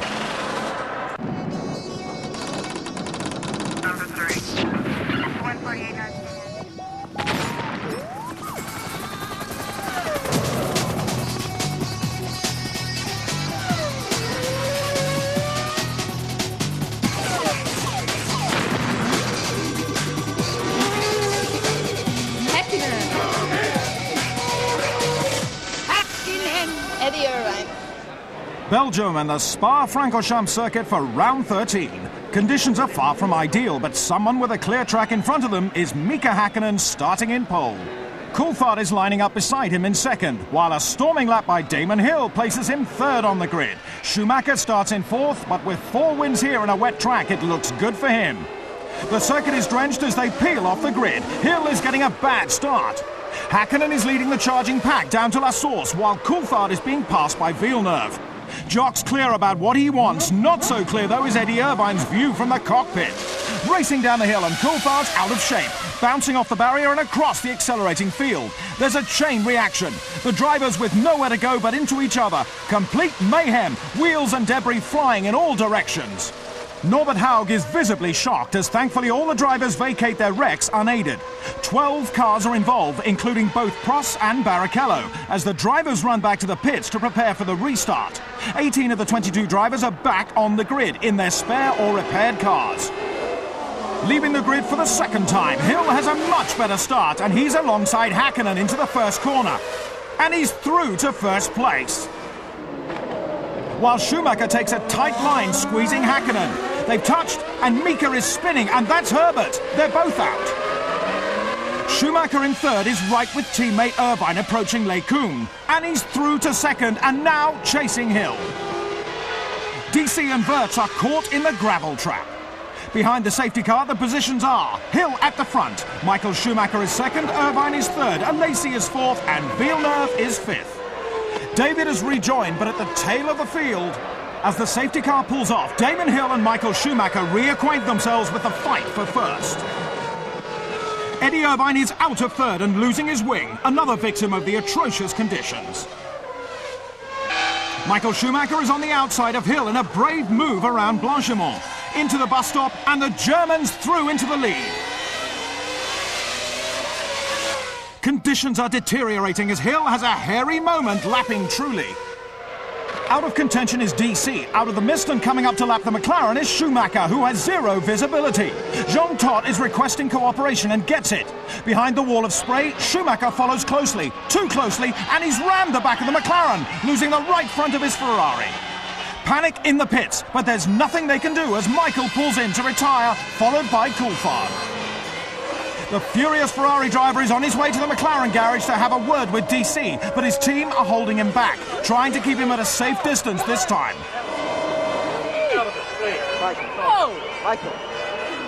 Meanwhile, Hill, who is now leading, is finding the track a trifle slippery. Eddie Jordan contemplates his first win. Even though several laps down, McLaren are sending Coulthard back out. The attrition rate rises as Fisichella climbs out of his stricken Benetton. The replay shows the Italian slamming violently into the rear of Nakano. Then, helpless to stop, he slides towards the pit lane entrance. David Richards looks on in disbelief as Oliver Gavin's services are called upon again, pacing the two Jordans, which are running 1 and 2. Eddie puzzles over Ron's request to help Coulthard into the points. The race over the final 11 laps is on. Hill is leading Ralf Schumacher with Alesi in third. Eddie can barely watch the final moments as Damon Hill rounds the last turn to take the checkered flag, and a historic win for Jordan. The Irishman is overcome, whilst Peter Sauber is elated with Alesi's third place. Thumbs up for Jordan. We want to get out and celebrate this because it's a great day for us, for Mugen Honda, for Jordan, and for the team. You know, it's brilliant. Damon bounces back in Belgium. Damon Hill wins the Belgium Grand Prix, his first since leaving Williams, and with Ralf Schumacher in second, Alesi on the podium and Trulli in the points, it's a weekend of firsts. Spectators at the Belgium Grand Prix witnessed one of the most spectacular multiple collisions in Formula One history. Considering the extent of the damage, it was a testament to the safety of the modern Grand Prix cars that there were no serious injuries, although some drivers were not happy, one of whom was Rubens Barrichello. Somebody hit me from behind, then I hit another one in front, then I start spinning around and hit it, and it's just a nightmare because on these conditions we've learned on the past that we need the pace car to start.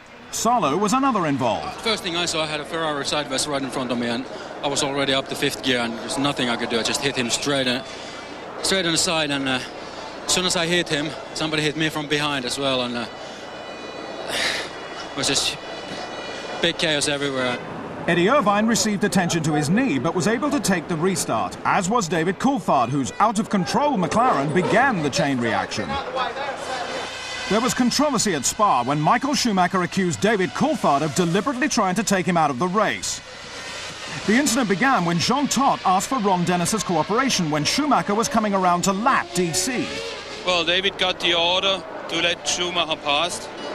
David slowed down a little bit, went to the right, and Michael just hit him.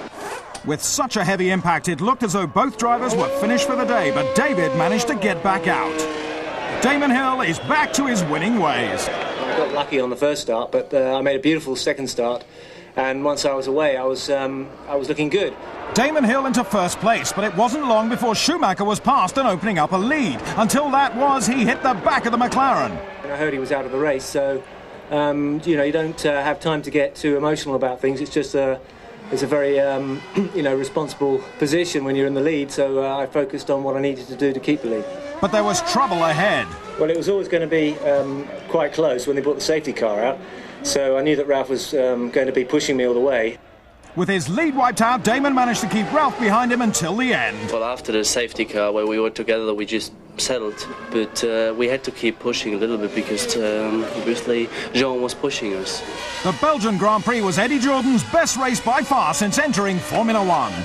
I wanted to make sure that the team finished 1-2, and that was the way we tried very hard to play very fair in this business, and they pushed each other very hard, but 1-2 is something quite remarkable.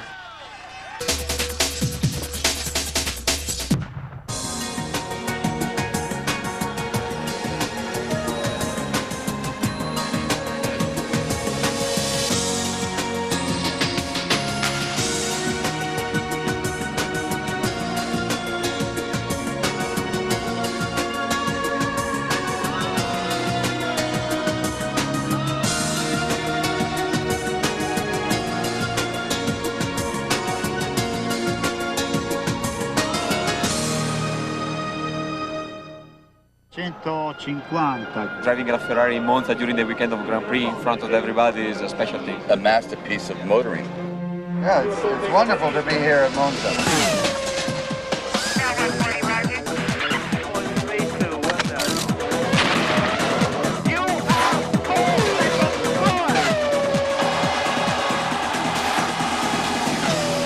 There's always a special atmosphere here.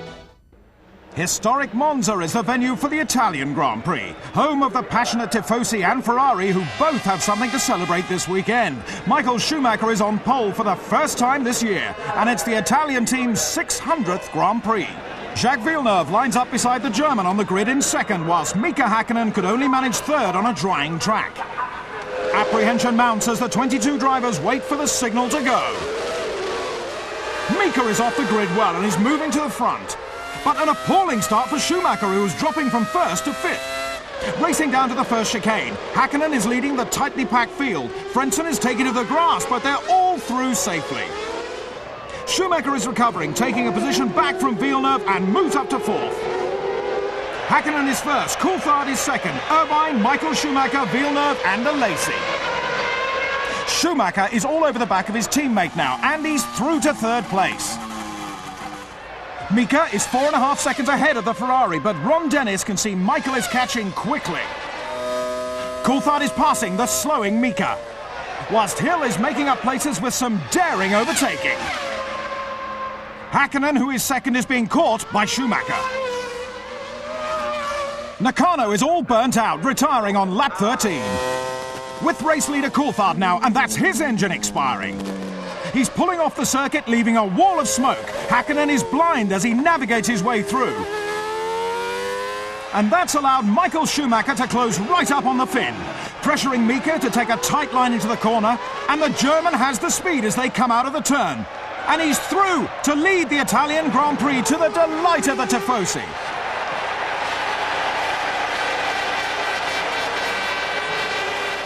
Lap 31, and Ferrari prepare for Schumacher's one and only pit stop at the race. With a 9-second lead on Häkkinen, he will come out in second, but Mika still has to pit. Lap 34, and leader Häkkinen is suffering a handling problem. Pitting in now, his team have the opportunity to rectify it. Problem solved, Mika is now catching the Ferrari of Michael Schumacher.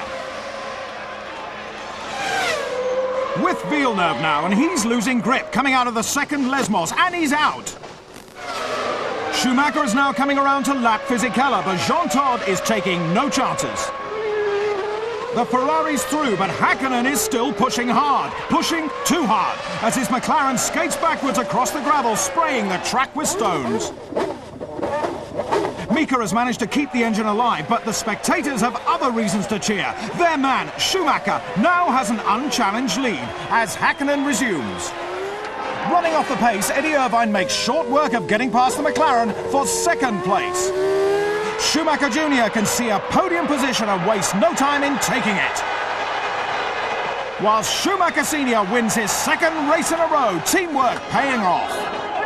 For quite a number of laps we were challenging each other. And then there was this tremendous engine blow, so we had both really to slow down a big time. He then lost it into the chicane, so I could out-accelerate him after the chicane into the first Lesmo, and that decided the race for me. The lines are drawn, the championship is going down to the wire. Michael Schumacher, the winner and the leveller. Irvine finishing second to complete Ferrari's second 1-2 of the year. With Ralph on the podium, Häkkinen could only manage fourth. It's a dead heat at the top of the Drivers' Championship, with Häkkinen and Schumacher both on 80 points. Coulthard in third has the advantage in the Brits race. Ferrari in second are now only 10 points shy of McLaren in the constructors' standings, while only 2 points separate the race for third between Williams, Benetton and Jordan. After beating Michael Schumacher off the grid, Mika Häkkinen managed to keep the Ferrari driver at bay in the early stages. But it wasn't long before the German was right behind Mika, hounding him for second position. However, David Coulthard's Mercedes blew just ahead of the sparring pair, creating a smokescreen. Michael Schumacher explains. Made it impossible to see through the corner, and you didn't know where is the car, so we had both really to slow down a big time. Mika actually went onto the grass. With Schumacher right on his tail, Häkkinen protected his line, which resulted in a slow exit speed out of the chicane. Michael had the momentum and was able to get past before the next corner. Häkkinen began to drop back, and it transpired that all was not well with his McLaren. Had some sort of braking problem. Not sure what at this stage, but obviously enough to cause him to spin. I indeed spun, and it was quite a horrendous spin too. After that, it was still 7 or 8 laps to go. I had to drive without brakes, obviously. I have a certain opportunity to brake the car a little bit by brakes, but I thought if I use them more, they're going to explode completely, like happened to me many years ago. So I don't want to experience that again. Australia, 1994. Mika's brakes failed on his McLaren, and although he emerged unscathed, it was an experience he won't forget. So I have to brake with the gears all the time, and it was just a not pleasant moment to drive the Formula 1 car without brakes. Even without the use of his brakes, Mika still managed to bring his McLaren home in 4th place, which means the prospect of an exhilarating finale. Last time I think I said it's going to be exciting to end the season. I think it's definitely getting now exciting. Johnny Herbert had a torrid weekend when he spun off on lap 13 through no fault of his own. When I spun, I had a problem with, I found some pliers. They're actually laying inside the car. Unhappy at Sauber, Johnny is looking forward to driving for Jackie Stewart next season. Also announced this week was the signing of Champ Cars champion Alex Zanardi by Williams for 1999. The Italian drove for Lotus before moving to the US-based series, where he has been very successful. Joining Zanardi at Williams next season is Ralf Schumacher, who was exchanged by Jordan for Heinz-Harald Frentzen. Eddie and Heinz-Harald are old acquaintances. He drove here for us in 1990 in Formula 3000. We've known him for a long time, and we're very pleased that he's back with us. T-minus 10.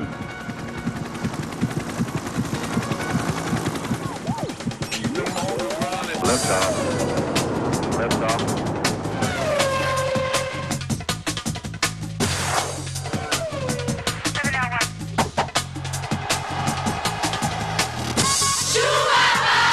I'm for Michael Schumacher. Michael. The Nürburgring in Germany is the stage for the Luxembourg Grand Prix and the penultimate round of the World Championship. Schumacher fans are out in force, and Michael doesn't disappoint them, taking pole position. With Eddie Irvine alongside him, Mika Häkkinen has been pushed down to third on the grid. Michael Schumacher, equal points leader, knows he needs to make a good start. This could be his last chance as they leave the grid. Eddie Irvine's made a tremendous start and is inching ahead of Schumacher as they approach turn 1. Ferrari first and second with the 2 McLarens behind. Not what Mercedes' Norbert Haug wanted to see. Fireworks in Germany as the field make their way around Dunlop Kier. In car with Schumacher as Irvine loses it over the curbs. Michael has the speed and he goes through with the team's approval. Schumacher, Irvine, Häkkinen, Coulthard, Fisichella and Wirtz. Häkkinen is right with Irvine now and chasing. Tucked in behind, and he pulls up alongside into the chicane, and he's past the Irishman to the disappointment of the Ferrari crew. Mika is now second, over 7 seconds behind Michael as the German comes in for the first of 2 stops. Meanwhile, Häkkinen is really getting the hammer down. Schumacher's back out in traffic and is not helped by Verstappen. Ron Dennis waits for the Finn, who is now in for his stop. His well-drilled pit crew's set to work. Adrian Newey knows it's crucial if they are to get out in front of Michael Schumacher, who is on the pit straight. Jean Todt looks on as Häkkinen exits the pits, and he's out in front of the German. Both are on the limit, charging through the turn. Ferrari are outmaneuvered. Further down the field, there's wheel-to-wheel action with Heinz-Harald Frentzen, Fisichella and Wirtz vying for position. Mika Häkkinen is still leading, but he has Michael Schumacher stuck to his tail. While the battle behind continues, and that's Fisichella running wide and allowing Frentzen through on home soil. Mika's using all the road while Michael needs a little more. Schumacher's in for his second pit stop and doesn't hang around. Back on the circuit, and Mika's in the thick of traffic as Michael puts pedal to metal. Häkkinen's turn now, and he's even quicker. Dennis is quietly confident. The Finn exits the pit lane as Schumacher bears down, and Mika keeps his lead. That's a Jordan off track. It's Ralf Schumacher who rejoins the circuit. The German waves to the crowd as he tours in. His race is over with a terminal problem. Back with Häkkinen, who now has a comfortable lead over Michael Schumacher with just a few laps to run. In car and in first place, Mika Häkkinen is victorious, taking his 7th win of the year. The Finn blowing away Ferrari as Schumacher finishes in second place. We raced here last year, and David and me we were first and second running comfortably, and we failed. This year, I think Mercedes showed they can fix problems and they can be the best. And today they showed that, and I'm glad it happened here. Really good job. No problems for Mika with 1 race to go. Mika's win gives him a vital 4-point advantage over Michael Schumacher going into the final round. With their teammates 3rd and 4th, Frentzen and Fisichella complete the top 6. Mika Häkkinen drove one of the best races of his career to win at the Nürburgring. Certainly makes my situation a little bit different than it was a couple of hours ago. To win in this Grand Prix, it obviously gives us advantage for the championship. And it just gives more motivation for the team to prepare the car even better for the next Grand Prix. Mika was helped by his McLaren having the edge on Ferrari. We're going to test quite a lot. We will have a heavy program, as I guess everyone will have, those guys and then ourselves. So it's going to be another race within the next 4 weeks to see who wins that for Suzuka. The break between the end of the Luxembourg Grand Prix and the Japanese Grand Prix will be anything but a break for the 2 championship contender teams. Both Ferrari and McLaren have heavy testing schedules planned in their bid to ensure that they have the most competitive car when they arrive in Suzuka. Although Ferrari, with their private test track, are spending about double the time McLaren are. It's painstaking work for the mechanics who have to check and test every component for reliability and efficiency. But how do the drivers feel the hard work has been going? We are here today testing and trying to improve the car even more before we go to last Grand Prix. And I believe we have done again some progress to the car, so I'm looking forward extremely. Coulthard's job is to help his teammate win the championship. Doing some tyre comparisons and just generally trying to work in some small developments for Suzuka. While Ferrari are looking for something special. I don't believe there's anything that he can see that he hasn't already seen. It's the same car we've had since Melbourne. Michael eyes up the opposition. The psychological battle is as important as the technical one. I think that Mika has the advantage, and I don't think anyone could begrudge him the championship. I think he deserves it. He's driven very well this year. He's had reliability, and he should win it. It's 19 years since Ferrari last won the title, and no expense has been spared so as not to disappoint their patient and loyal fans. With the pressure on, Michael Schumacher is relaxed and calm, but is Mika even cooler?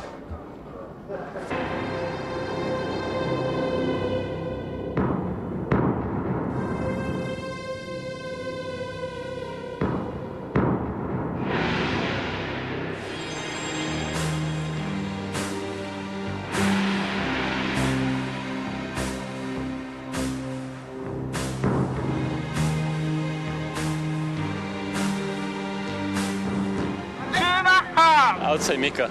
It's obvious, me. Hakkinen! Schumacher! You are champion! Schumacher! Hakkinen! Well, I can tell you, Mika's the coolest person in the team at the moment. I'm in awe of his self-control. That's what is the intention, to target, to come here like a normal race, but obviously it's not. But now it's a very important race weekend, so many things may happen. We needed to find a second anyway. We have found here and there some time. Whether it's enough, we will see. With the build-up over, it's time for business. The Japanese Grand Prix at Suzuka is the venue for the final and deciding round of the FIA 1998 Formula One World Championship. A truly international series as the contenders shake on a fair race. Mika Hakkinen starts behind this man, Michael Schumacher. The drivers are lined up on the grid and Mika is eager to get away, but the start is aborted. The team's nerves are on a knife edge as the pit crews prepare the cars for the restart. Truly as the offender, he'll start at the back. And that's Michael Schumacher. There's a problem. He stalled his engine. Norbert Haug checks the procedure. Schumacher can't believe it. He knows the consequences, as does Ferrari boss Luca Di Montezemolo. There are mixed emotions as the drivers wait for the restart. The track marshal stands in front of Michael Schumacher's car as the grid leaves for their second formation lap. The Ferrari driver will have to wait before joining the back, where he will start the Japanese Grand Prix. Under starter's orders, and Mika Hakkinen takes the initiative, blasting off the grid. In car with Coulthard as Eddie Irvine and Heinz-Harald Frentzen get past. Hakkinen leads the field around the first curve as Schumacher charges from the back. Race order: Mika Hakkinen, Eddie Irvine, Heinz-Harald Frentzen, David Coulthard, Jacques Villeneuve and Damon Hill. And that's Schumacher on the attack, taking position after position off his fellow racers. Jean Todt keeps an eye on his progress as Michael passes his brother Ralph for 7th on lap 4. The going will be slow from here though, with the pack fighting their own race. Mika's still out in front and pulling away, as Schumacher has trouble passing his old adversary Damon Hill, who is fighting with Villeneuve. Damon's in for his pit stop as teammate Ralph pulls out of the race with a blown engine on Mugen's doorstep. Michael's now up to 6th and is pressuring Villeneuve for 5th place. He's got the speed out of the corner and passes with ease. Lap 17 and Hakkinen's in for his first stop. It'll have to be a quick one to get out in front of Irvine. And it is! The Finn is rejoining the circuit in front of the Irishman and retains his first place. The pit crew doing what they needed to. Schumacher is pushing, setting fastest laps. That mistake shouldn't cost him too much time. Back with Hakkinen, who's cruising at the front. Tuero's leaving his braking late, and into Takagi, throwing debris in all directions. In car with Michael as he passes the expensive Rex and onto the pit straight where his team wait anxiously. Schumacher's right behind Irvine now, and that's his tyre exploding. Surely his race is over. McLaren can't believe it as Michael Schumacher pulls off the circuit and onto the grass. Ferrari can't hide their feelings, neither can McLaren. Michael's 1998 championship is over. But the race isn't. Mika's still charging. Tyres smoking as 5th place Hill chases Frentzen for 4th with Villeneuve just behind. Number 1 driver Mika Hakkinen comes round to win the Japanese Grand Prix and the Drivers' World Championship in style, with Irvine bringing the lone Ferrari home in 2nd. But they're still racing for 4th position as Damon dives down the inside of Frentzen's Williams at the last corner of the race, putting one over on his 1999 teammate to give the Jordan team 4th place in the Constructors' title. Hakkinen fans are ecstatic, as is his wife Eija. I don't know where to start to tell my feelings. Since starting Formula 1 91, it has been a fight every year. It took a while, it took quite a long time, and now it happened. And looking all those times back, what we have done together and what we have achieved together in the past, you can be happy about it. Because there has been such a hard work for everybody. Here we are, we won the championship. The hard work paying off as Mika, McLaren and Mercedes bathe in the glory.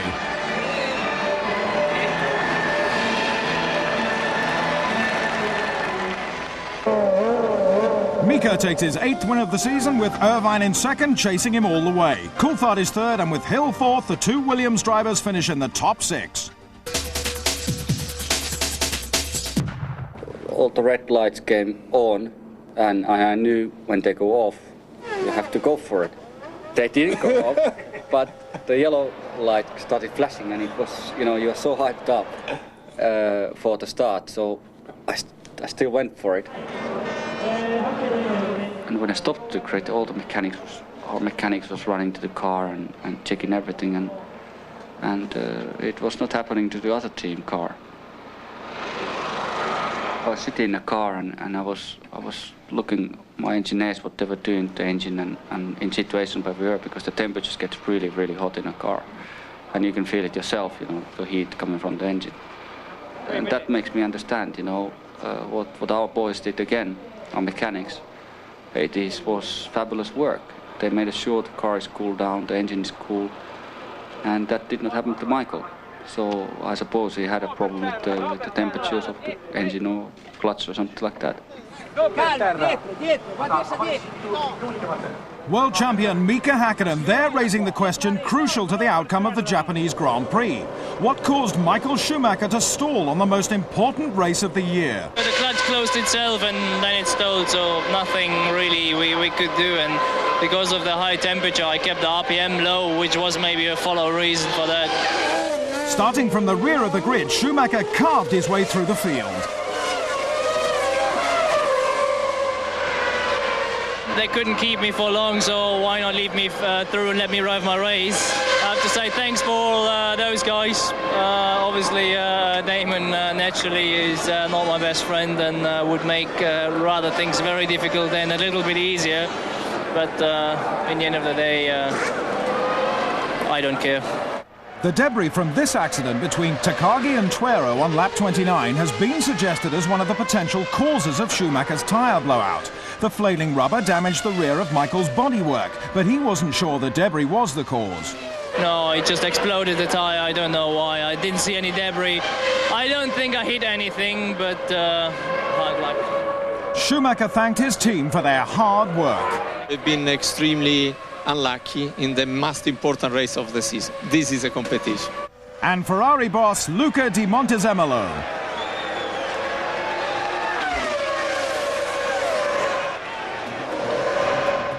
The final driver standing shows that Mika Häkkinen beat season-long rival Michael Schumacher by 14 points to win the championship. Coulthard beat Irvine to third, while 1997 champion Villeneuve could only manage fifth, 1 point ahead of Hill in sixth. Frentzen and Wirtz have 17 points each and finish 7th and 8th, while Fisichella and Ralf Schumacher round off the top 10 drivers. A poor season for Johnny Herbert, winning only 1 point and finishing the year 15th. In the Constructors' Championship, McLaren Mercedes take the honours, their first in 7 years, while second-place Ferrari scored the most points in the history of the sport without winning the title. Bridgestone are the tyre champions, Williams are third, Jordan fourth, their highest ever finish, Benetton fifth and Sauber sixth. Formula One says goodbye to Tyrrell and Goodyear. It's enabled me to earn my living in a business which I enjoy. Important of all, he won the race. It was like a cash register going on in his head.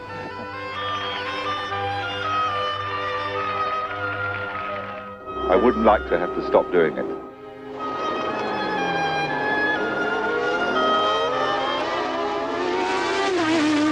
in there as well. Well done.